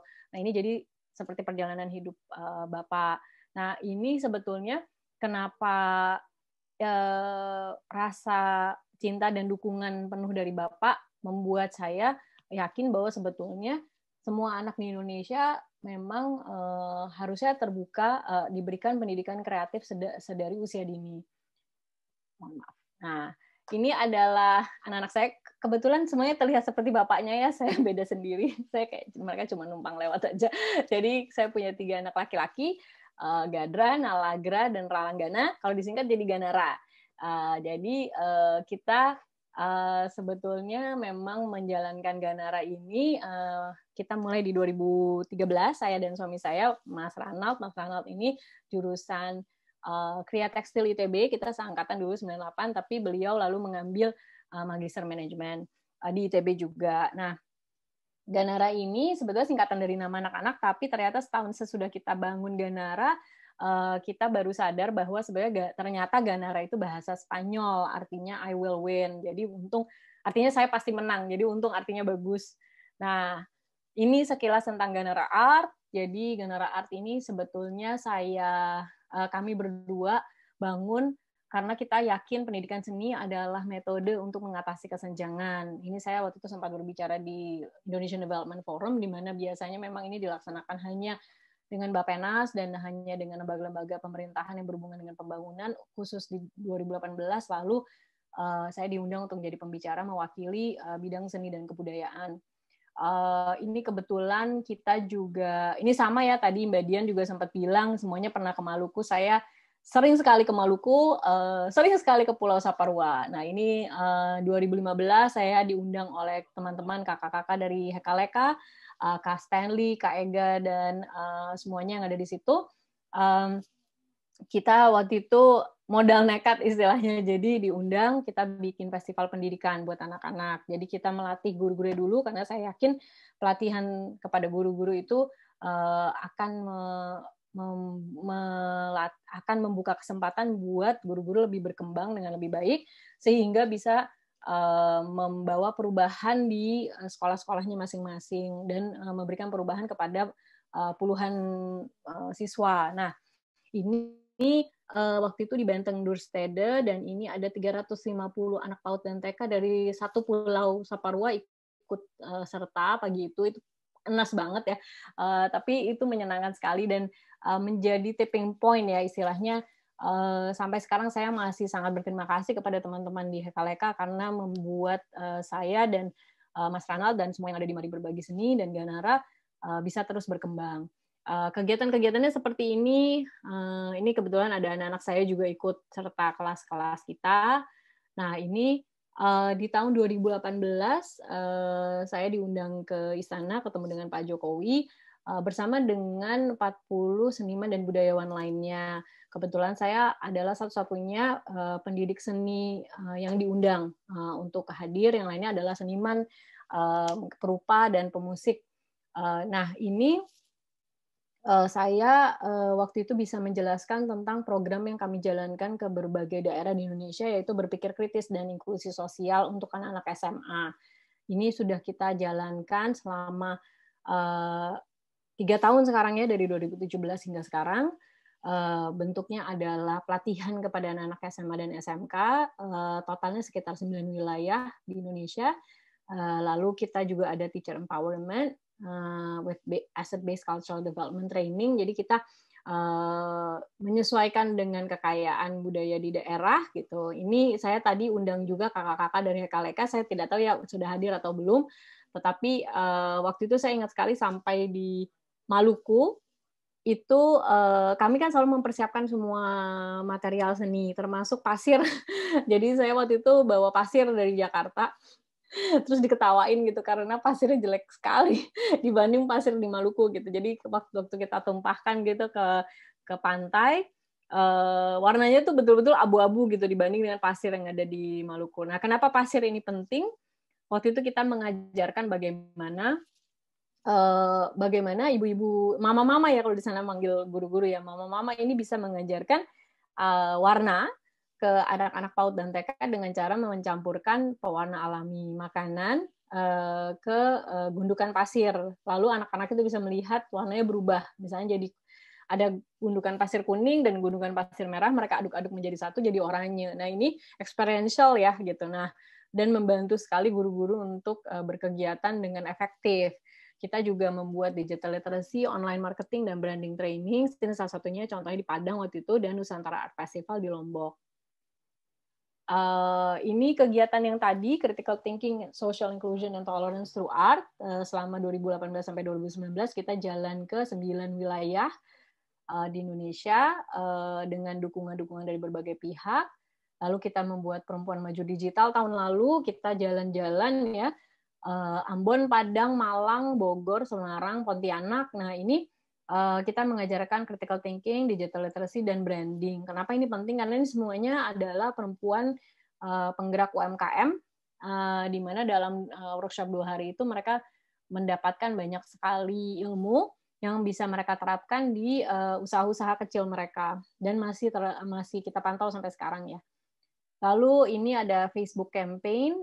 Jadi pasca COVID, Maret 2020, kita mulai di tanggal 23 Maret, kita mulai langsung membuat kegiatannya online. Jadi kita banting setir online. Kelas-kelas Ganara yang tadinya bisa dihadiri langsung, ini sekarang jadinya online.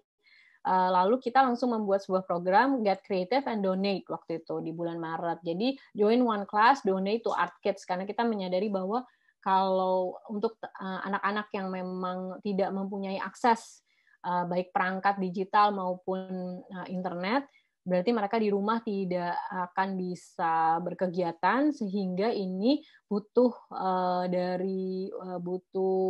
perangkat seni yang praktis. Dan jadi kita menyisihkan sebagian keuntungan dari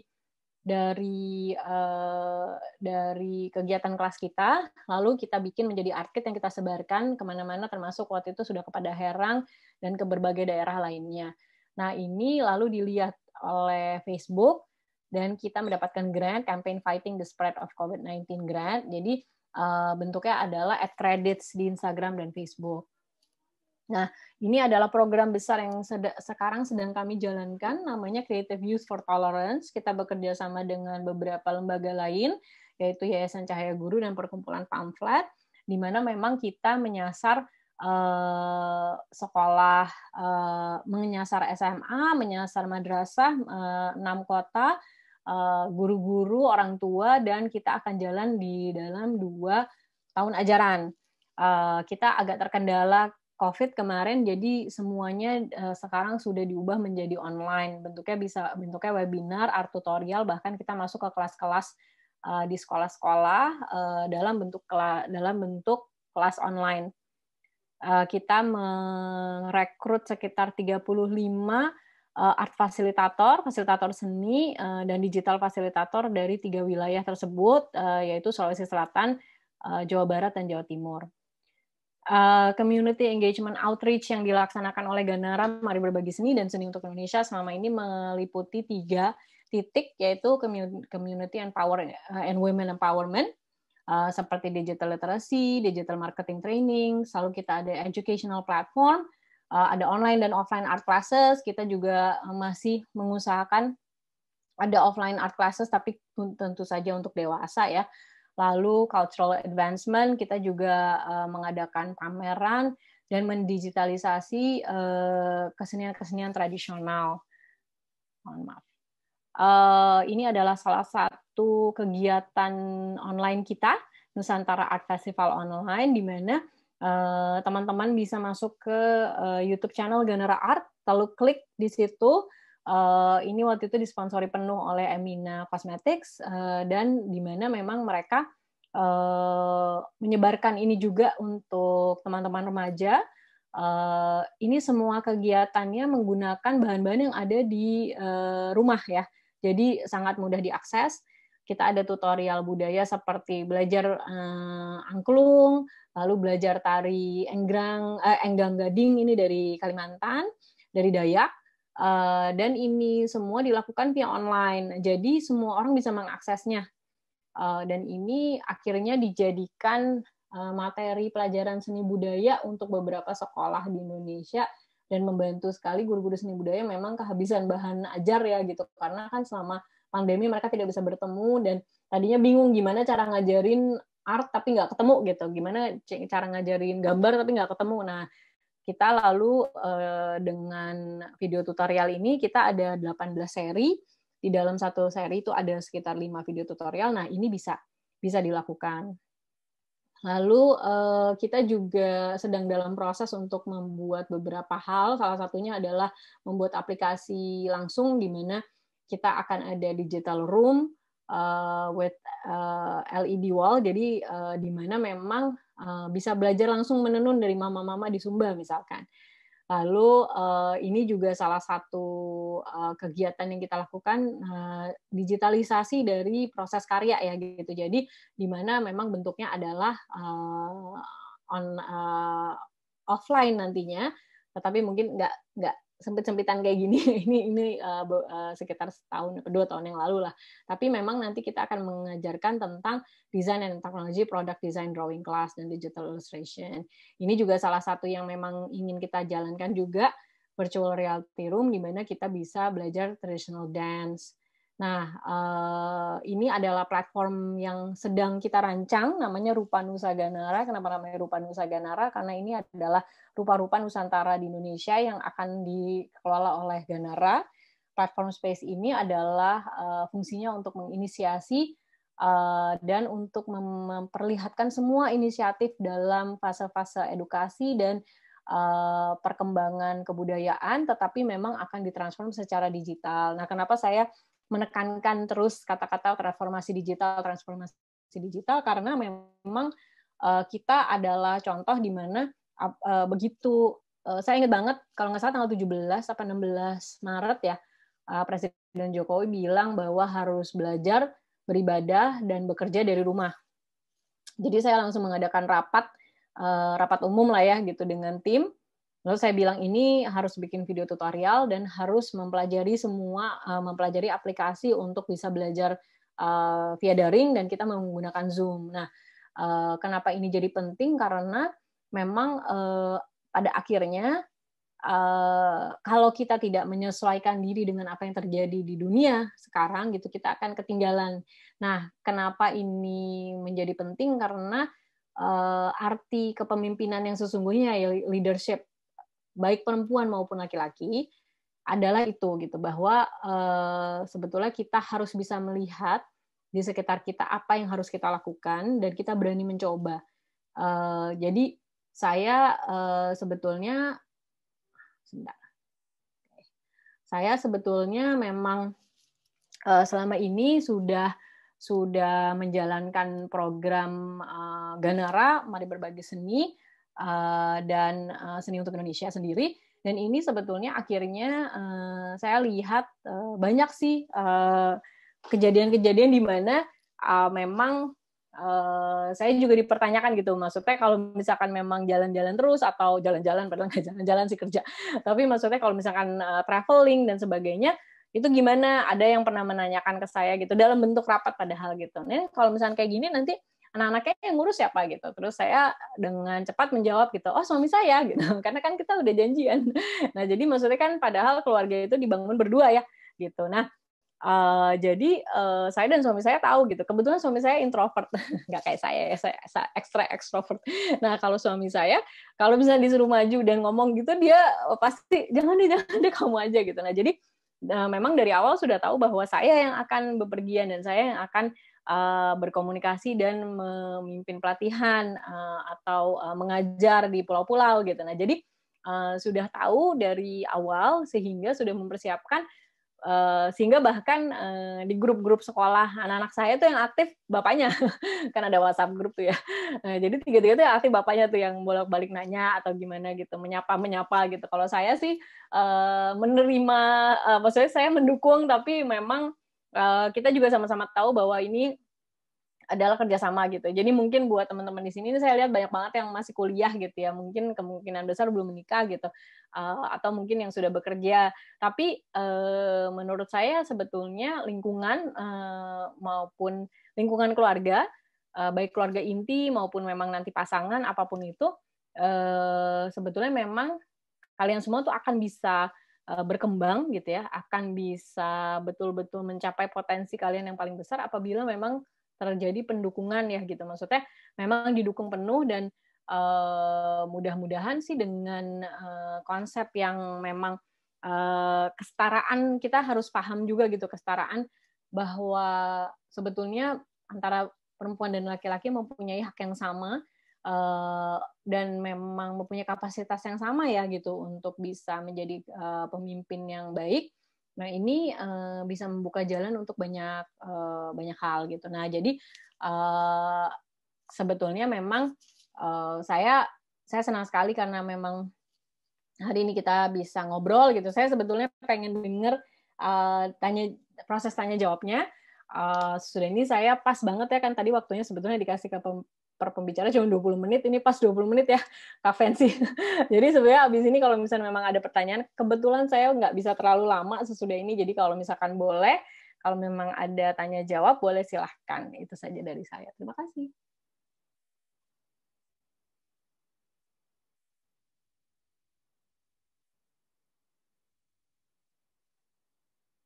Masih ke-mute, Kak. Ya. Terima kasih Mbak Tita atas sharing pengalamannya yang luar biasa ke pulau-pulau. Asik ya Mbak ke pulau-pulaunya. Iya. Pernah ke Kei juga saya kemarin itu. Ke kepulauan yang kayak kecil. Adrenalinnya terpacu. Karena di Ambon gelombang dan ombak yang begitu besar di saat tertentu. Ya, kita akan masuk di sesi tanya jawab Bapak Ibu dan para peserta sekalian. Waktu kita tidak banyak, jadi mungkin hanya sekitar 15 menit. Ada banyak sekali pertanyaan, puluhan pertanyaan, dan saya hanya membaca pertanyaan-pertanyaan terpilih yang sudah dipilih oleh panitia untuk ditanyakan kepada para narasumber kita. Pertanyaan pertama dari para penanya yang terpilih saat ini, yaitu dari Sofa Latifah. Pertanyaannya ditujukan kepada Kak Marsha Nurmaranti. Isi pertanyaannya, adakah sebuah pengalaman Anda dalam volunteering yang mengubah mindset Anda bahwa wanita itu mampu juga untuk memimpin dalam segala aspek? Itu untuk Kak Marsha ya pertanyaannya. Pertanyaan berikut untuk Kak Dian. Kak, modal awal dari pembangunan perusahaannya gimana ya? Kan biasanya kalau cewek mikirnya banyak kerugian, nggak berani ngambil keputusan buat maju. Buat ngubah pemikiran kalau kita bisa gimana? Ditambah kalau misalnya ekonominya kurang mendukung, jadi tambah takut buat maju. Solusinya seperti apa? Itu buat Mbak Tita. Pertanyaan ketiga. Buat Mbak Dian atau buat aku? Buat Mbak Dian. Buat Mbak Dian, maaf, buat Mbak Dian. Pertanyaan ketiga itu buat Mbak Titi. Tita. Mbak Tita. Tita itu Mbak Tita, kalau nama Tita itu sebuah marga di Maluku. Oh, oke. Okay. Nah, sebuah marga. Buat Mbak Tita Jumario, isi pertanyaannya. Pertanyaannya dari Lutfi. Pertanyaannya, bagaimana caranya agar orang tua mendukung passion kita? Karena passion dan hobi saya dari kecil seni. Tapi orang tua saya tidak mendukung. Pandangan orang tua saya jika seni nanti mau jadi apa? Gimana cara meyakinkan orang tua? Wah, ini kayaknya pertanyaan-pertanyaan ini curhat semua nih. Dalam rangka membangun spirit mereka dan percaya diri mereka. Untuk tidak membuang waktu, saya persilakan mulai dari Mbak Marsha, kemudian Mbak Dian, dan dilanjutkan oleh Mbak Tita. Terus aku lupa pertanyaan aku tadi apa. Sorry, boleh diulang nggak? Mbak Marsha itu pertanyaannya dari Sofa Latifah. Pertanyaannya, adakah sebuah pengalaman dari Mbak Marsha dalam mengubah volunteering yang mengubah mindset Mbak Marsha bahwa wanita itu mampu juga memimpin dalam berbagai aspek? Oke. Aku menyapa dulu Mbak Tita, Mbak Dian, halo. Hai. Senang bisa satu forum di sini. Tadi aku juga udah dengerin dan ini contohnya sebenarnya kisah nyata kalau di dunia volunteering itu banyak banget perempuan-perempuan hebat seperti Mbak Tita, Mbak Dian. Jadi kayak di Indo Relawan pun kan kami bekerja sama berkolaborasi dengan banyak komunitas ya. Jadi kita ketemu berbagai jenis orang ya, relawan, orang-orang baik yang tidak hanya memikirkan diri mereka sendiri tapi memikirkan orang lain di luar mereka gitu. Jadi aku ketemu dengan banyak founder komunitas yang kebanyakan yang tadi aku bilang kebanyakan memang perempuan gitu ya. Ada yang fokusnya di lingkungan, ada yang fokusnya di perdamaian, ada yang fokusnya di kesehatan. Jadi ketemu dengan orang-orang perempuan-perempuan khususnya yang bisa memikirkan lebih dari dirinya mereka sendiri. Jadi mereka emang benar-benar berkontribusi untuk masyarakat gitu, dan itu sesuai dengan passionnya mereka gitu, minat mereka di situ. Jadi ya udah mereka mau membantu di fokus di isu tersebut gitu. Jadi itu yang merubah itu yang sebenarnya tadinya kan ngelihatnya anak muda nih istilahnya banyak yang mindsetnya anak muda milenial atau ya anak muda lah yang sekarang tuh males, suka rebahan gitu ya. Nah itu itu tidak terbukti di dunia kerelawanan. Jadi kalau ketika terjun jadi relawan itu akan ketemu sama anak muda yang hebat, yang anak-anak muda yang punya banyak ide, inovasi, yang pinter-pinter, yang kreatif-kreatif, yang sebenarnya mereka juga bagian mereka tuh udah mikirin juga loh tentang masalah sosial gitu dengan porsinya masing-masing ya. Ada yang jadi relawan, ada yang bikin komunitas. Jadi itu sih yang bikin semakin betah gitu ya untuk bisa berbagi di dunia non-profit karena ketemu sama orang-orang baik. Baiknya tuh ya baik punya sesuatu yang emang pengen dibagikan kepada orang lain gitu. Jadi memang kebaikannya dia udah ngebagiin, udah nggak pilih-pilih lagi gitu. Jadi kita seneng banget bisa ketemu sama berbagai pemimpin perempuan khususnya gitu ya, yang mau untuk berkolaborasi, untuk kita kerjasama, bikin sesuatu, memikirkan sesuatu, create something yang emang dampaknya nggak cuma buat diri kita sendiri tapi buat masyarakat gitu. Itu sih yang bikin jadi terharu. Kiat-kiat supaya merubah mindset orang bahwa sebenarnya kita perempuan itu bisa menjadi pemimpin dan bisa berkarya di segala aspek. Kalau pengalaman Mbak Marsha apa? Sebenarnya kita tuh lebih banyak kalau mungkin ini nggak untuk perempuan tapi untuk semua anak muda kali ya, lebih banyak explore sih. Lebih banyak explore hal yang selama ini mungkin jadi hobi, jadi minat, yang kayaknya kalau ngerjain tuh nggak ada capeknya gitu. Nah, aku di volunteering tuh kayak gitu, kayak aku dulu mikir kayak ini kalau dijadiin kerjaan enak juga ya, kok gue seneng ya ngerjainnya.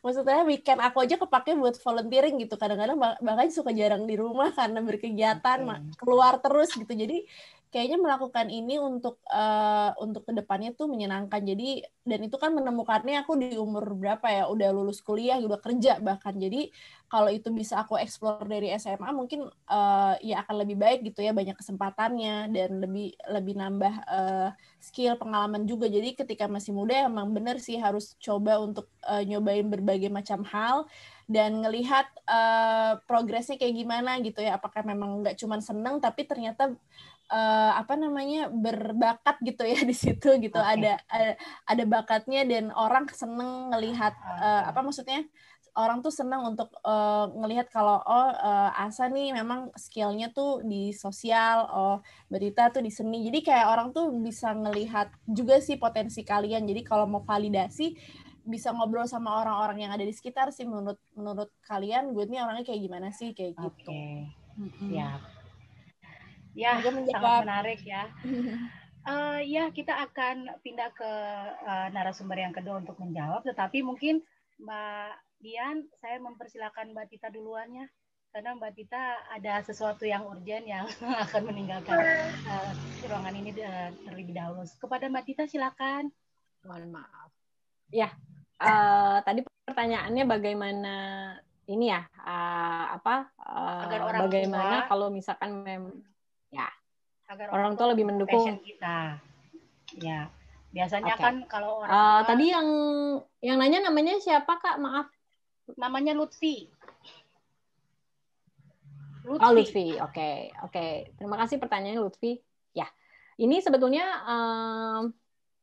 ini memang susah ya, karena kita tinggal di negara yang memang sampai sekarang masih profesi yang diharapkan adalah pegawai negeri, dokter, insinyur, kadang arsitek, jarang ya juga. Nah, jadi ini tuh sebetulnya memang berhubungan dengan gimana kita bisa membuktikan diri juga ya ke orang tua gitu. Jadi tetap menjalankan passion kita. Lalu saya pernah juga diajak ngobrol tentang ini. Sebetulnya gini sih, intinya bisa nggak ya kalau misalkan memang semua yang memang dilakukan ini dilakukan juga berbarengan dengan apa yang diinginkan oleh orang tua. Emang agak berat ya gitu. Jadi misalkan memang orang tua meminta kita masuk ke jurusan tertentu gitu, misalkan jurusannya apa aja lah gitu, misalkan teknik atau apa gitu, kita tetap menjalankan, tetapi di sisi yang lain kita juga melakukan apa yang kita sukai, dan nanti kita melihat juga gitu dalam perjalanan hidup kita nanti bagaimana, karena memang sebetulnya mendapatkan izin untuk terus kuliah di kuliah seni ataupun desain itu bahkan teman-teman saya dulu di kampus aja mengalami kesulitan gitu. Bahkan suami saya sendiri dia masuknya ke desain kan gitu karena tidak diizinkan ke seni gitu. Saya agak kurang paham. Cuman karena memang masih ada stigma itu gitu bahwa kalau seniman itu nanti susah ya pendapatannya dari mana. Sedangkan saya dari kecil sudah diajarkan bahwa memang seniman itu adalah entrepreneur. Jadi zaman belum ada kata-kata entrepreneur tuh. Seniman itu entrepreneur karena memang mengatur jadwal sendiri. Gitu. Saya pernah ditanya juga, loh, ini nih gimana ya dulu banting setirnya nih Mbak Tita dari seniman menjadi entrepreneur, terus saya ini pasti nggak terlalu paham tentang seniman nih gitu, karena saya ingat banget dulu saya masih kuliah pun saya udah ibaratnya jalan-jalan cari galeri, terus abis itu ketemu sama kurator, lalu ketemu lalu bikin katalog sendiri, nyiapin karya, dan itu saya punya timeline sendiri gitu. Kalau misalnya itu bukan entrepreneurship apa gitu kan maksudnya. Nah, jadi sebetulnya bisa juga cerita ya, mungkin buat Lutfi bisa juga cerita ke orang tua bahwa sebetulnya menjadi seniman itu membangun kemandirian. Dan kita sudah berada di era digital di mana semua karya-karya itu bisa kita posting di Instagram, di sosial media, sehingga sebetulnya bahkan orang dari luar negeri pun bisa menghargai karya kita dan mungkin bisa terjadi pembelian gitu. Ini yang sebetulnya sekarang lagi dilakukan oleh anak saya yang umur 13 tahun, dia mau mulai jualan karyanya di Instagram gitu. Jadi lagi revisi-revisi gitu. Dan tapi bahwa memang sebetulnya sekarang kita punya platform yang jauh lebih luas lagi gitu. Jadi kalau misalkan memang ternyata mungkin ada bukan keberatan ya, tapi dari orang tua pun juga merasa ya tapi kan nanti nggak jelas ini ya gimana gitu. Mungkin bisa diperlihatkan juga kesuksesan dari orang-orang yang berada di bidang-bidang ini gitu. Jadi mungkin dulu orang tua taunya ya yang sukses jadi dokter di rumah sakit mana gitu. Tapi kalau ini kan sebetulnya kesuksesannya terlihat jelas gitu. Bahkan di sosial media sangat aktif gitu untuk pemusik, perupa, dan juga mungkin pembuat film dan sebagainya. Seperti itu sih kira-kira. Mbak Dian, aku boleh izin nggak? Habis ini karena aku udah mesti cabut, boleh nggak kita foto bareng dulu baru cabut? Jangan foto barengnya pas aku udah nggak ada. Habis ini ramai banget. Nanti kita ngobrol ya. Boleh, Kak. Mbak Dian, salam dari Teddy. Oh, Teddy mana? Teddy Setiawan. Oh, Teddy. Kita juga salam dari Jaka Setia. Oh iya. Oh ya, salah Pak. Ternyata reuni. Ketemunya di sini. Iya. Foto ya? Ini mungkin dari panitia harus mencabut si pin-nya kita. Kalau enggak atau gimana nih? Kita aja yang foto pembicaranya.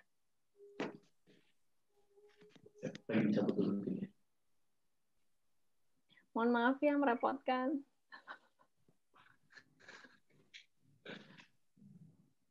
Foto. Ya. Oke, baik. Karena kebetulan Mbak Tita juga sedang ada urusan lain, jadi sekarang kita foto bersama terlebih dahulu ya buat teman-teman dan para narasumber juga boleh bersiap, silakan menghadap ke arah kamera, tersenyum, berikan senyuman termanisnya. Dalam hitungan ketiga kita akan memulai foto. 1, 2, 3. Baik, slide berikutnya silakan bersiap. 1, 2, 3.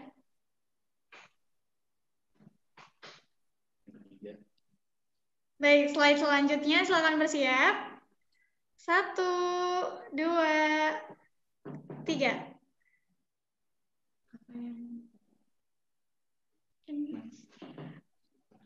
Oke, slide keempat silakan bersiap. Ini lumayan banyak ya slide-nya. Iya, ada 16 ya, Mam. 1, 2, 3. Mungkin slide berikutnya bisa dilanjutkan nanti ya. Yang penting sama Mbak Tita udah dapet nih. Mohon maaf ya, teman-teman. Mbak Fancy masih ke-mute.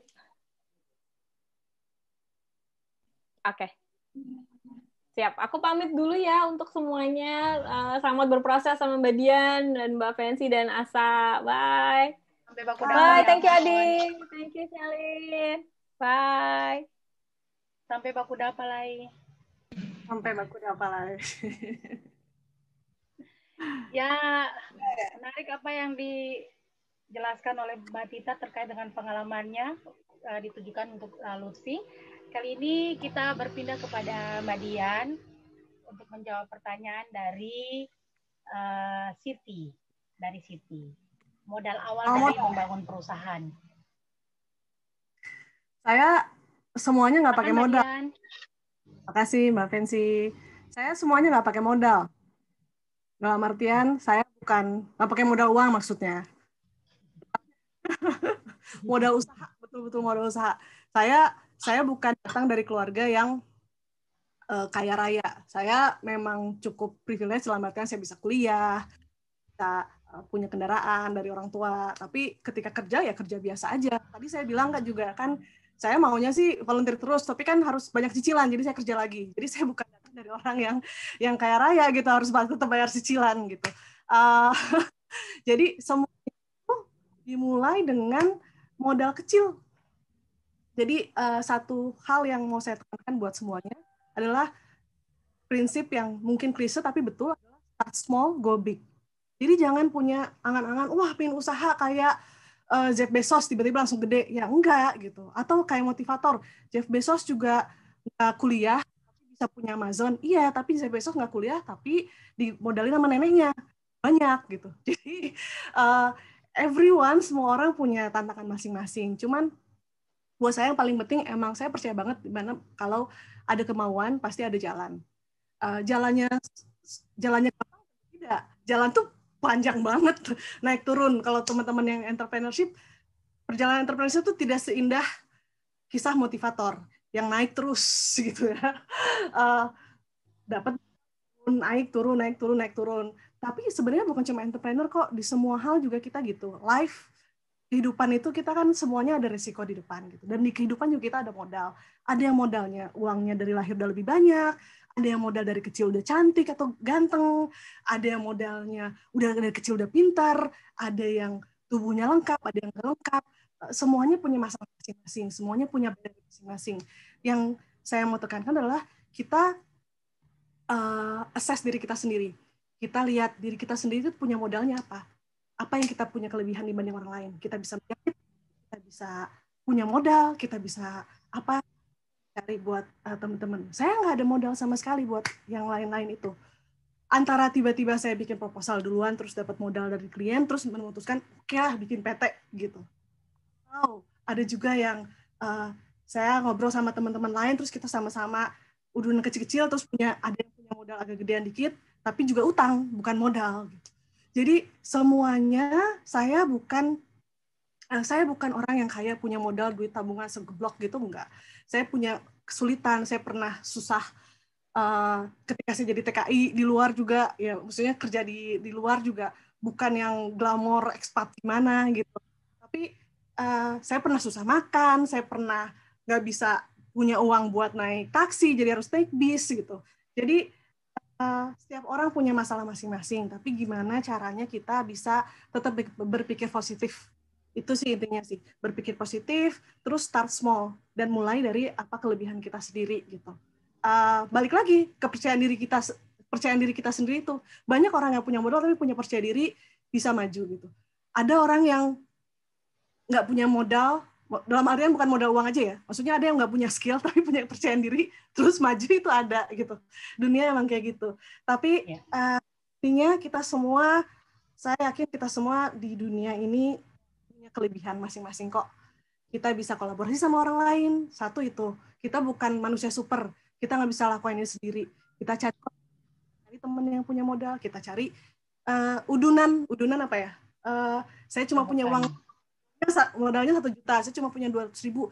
Oke lah, kita cari 5 orang lagi. Pernah mau masuk les Jepang gitu, tapi kelasnya nggak dibuka karena cuma 2 minimal yang harus daftar 10 orang. Ya, saya cuma gerilya dengan kepercayaan diri saya untuk, ayo kita belajar Jepang supaya nanti bisa jadi perusahaan Jepang. Akhirnya 10 orang teman saya daftar dan itu buka les Jepang.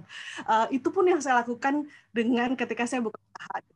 Kalau tadi Mbak Tita bilang, harus buktikan dengan karya. Kita mau willing to sacrifice modal kita sedikit, tapi pastikan bahwa kinerja kita bagus, perbesar network, dan punya kolaborasi. Kolaborasi itu penting banget, Pak Marsha juga pasti yang punya banyak kolaborasi di Indo Relawan, pasti juga bisa kasih testimoni lah, itu penting banget gitu. Kalau soal resiko ya, tadi ya, ada tambahannya ya, bagaimana cara mencari. Kemudian gimana mengesampingkan risiko. Kalau satu hal yang bisa saya kasih tahu sekarang adalah risiko itu pasti ada. Saya orangnya bukan motivator, saya demotivator malah. Gagal itu pasti. Kita itu pasti ada kesalahan, kita itu pasti gagal, kita itu pasti ada gagalnya, ada salahnya, ada risikonya, itu pasti. Di-embrace aja, udah pasti, udah yakin seperti itu. Yang perlu kita lakukan adalah ketika kita gagal, ketika kita melakukan kesalahan, kita cepat belajar, kita bangkit kembali, dan kita pastikan bahwa kesalahan dan kegagalan itu tidak terulang. Saya bisa ada sekarang karena saya banyak sekali melakukan kegagalan dan kesalahan dulu-dulu.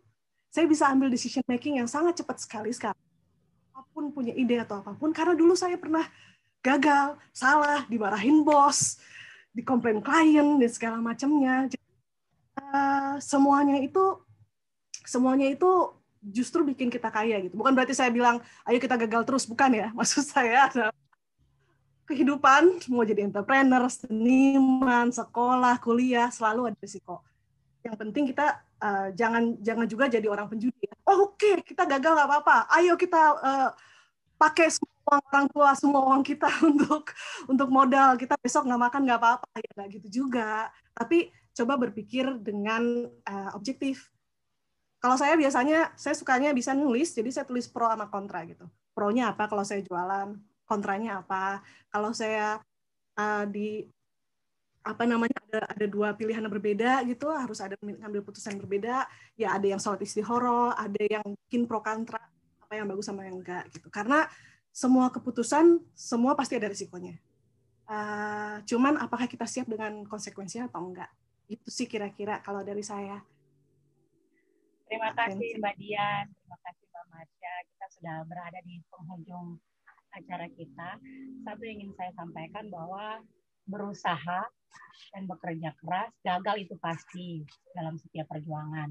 Tetapi keberhasilan itu akan datang buat orang-orang yang mau berusaha. Saya juga punya banyak pengalaman terkait dengan hal itu. Siapa yang menyangka orang seperti saya yang tinggal di kota Ambon, yang bahkan dalam peta pun tidak ada, hanya satu titik yang kecil, tapi bisa waktu menjadi mahasiswa, bisa ikut konferensi hak asasi manusia di Jenewa waktu itu. Kemudian sekarang bisa berkolaborasi dengan Leiden University menjadi direktur programnya. Itu bukan pencapaian yang orang bilang tutup mata, buka mata langsung jadi, tapi butuh proses yang panjang. Artinya bahwa kita semua bisa berhasil dan sukses jika kita mau berusaha. Ada satu ucapan dari teman saya yang mengatakan waktu itu, ketika saya masih menjadi mahasiswa, ada orang Belanda, saya mendampingi beliau, dia bilang gini, you have to try. There is no difficult in the world because if you wanna try, then the world is yours. Itu kata beliau yang saya ingat dan itu menjadi motivasi buat saya. Kita sudah, saya akan menyerahkan acara ini selanjutnya kepada MC, tetapi mungkin ada sedikit kesimpulan yang saya ambil dari ketiga narasumber kita. Mungkin bukan kesimpulan secara menyeluruh, tapi quote saja yang saya bisa ambil, yaitu sebenarnya perempuan Indonesia adalah perempuan-perempuan yang hebat, yang bisa menjadi pemimpin. Apa saja. Yang terpenting adalah kemampuan dan percaya diri yang dimiliki, serta empati. Itu yang terpenting. Perempuan harus percaya diri demi diri sendiri sebagai modal meskipun ada tantangan seperti yang tadi Mbak Dian sampaikan bahwa lack of knowledge, kemudian access to confidence dan access to finance. Selain itu kepemimpinan itu tergantung dari apa yang kita lihat di sekitar, kemudian kita kembangkan. Dan lingkungan adalah basic terkuat dan terpenting dalam mendukung kita untuk kita melangkah maju ke depan. Sampai demikian adalah sesi kita di saat ini, di siang hari ini. Kami mengucapkan terima kasih kepada narasumber Mbak Marsha, Mbak Dian, dan Mbak Tita. Selanjutnya mungkin saya serahkan kepada MC untuk melanjutkan acara ini. Kepada MC dipersilakan.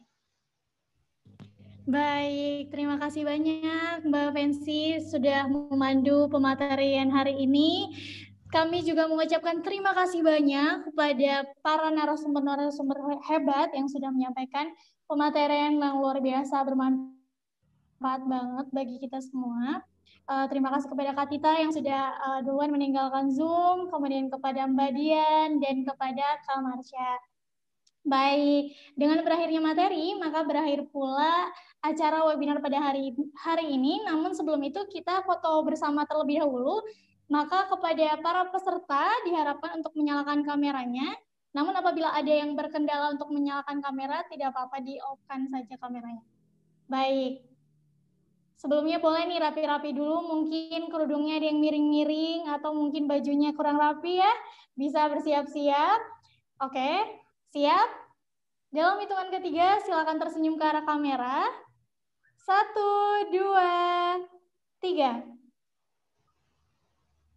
Baik, slide berikutnya silakan bersiap-siap. 1, 2, 3.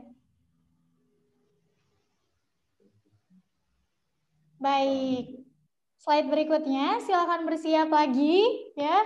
Tahan senyumnya mungkin semenit ya, kita foto. 1, 2, 3. Baik, slide selanjutnya lagi. Langsung bersiap, 1, 2, 3.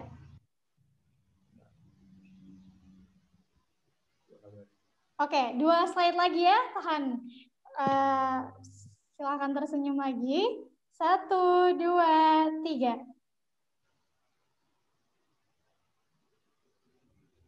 Baik, slide terakhir. 1, 2, dan 3. Baik, terima kasih banyak sekali lagi kami ucapkan kepada seluruh narasumber kami hari ini yang sudah membagikan ilmunya. Terima kasih kepada Mbak Fancy selaku moderator hari ini, dan terima kasih juga kepada Fakultas Hukum Universitas Patimura yang telah bekerja sama dengan FRID Education mengadakan webinar ini. Semoga acara webinar ini dapat bermanfaat bagi kita semua. Mohon maaf apabila terdapat kekurangan selama berlangsungnya kegiatan hari ini. Sampai jumpa pada webinar seri selanjutnya.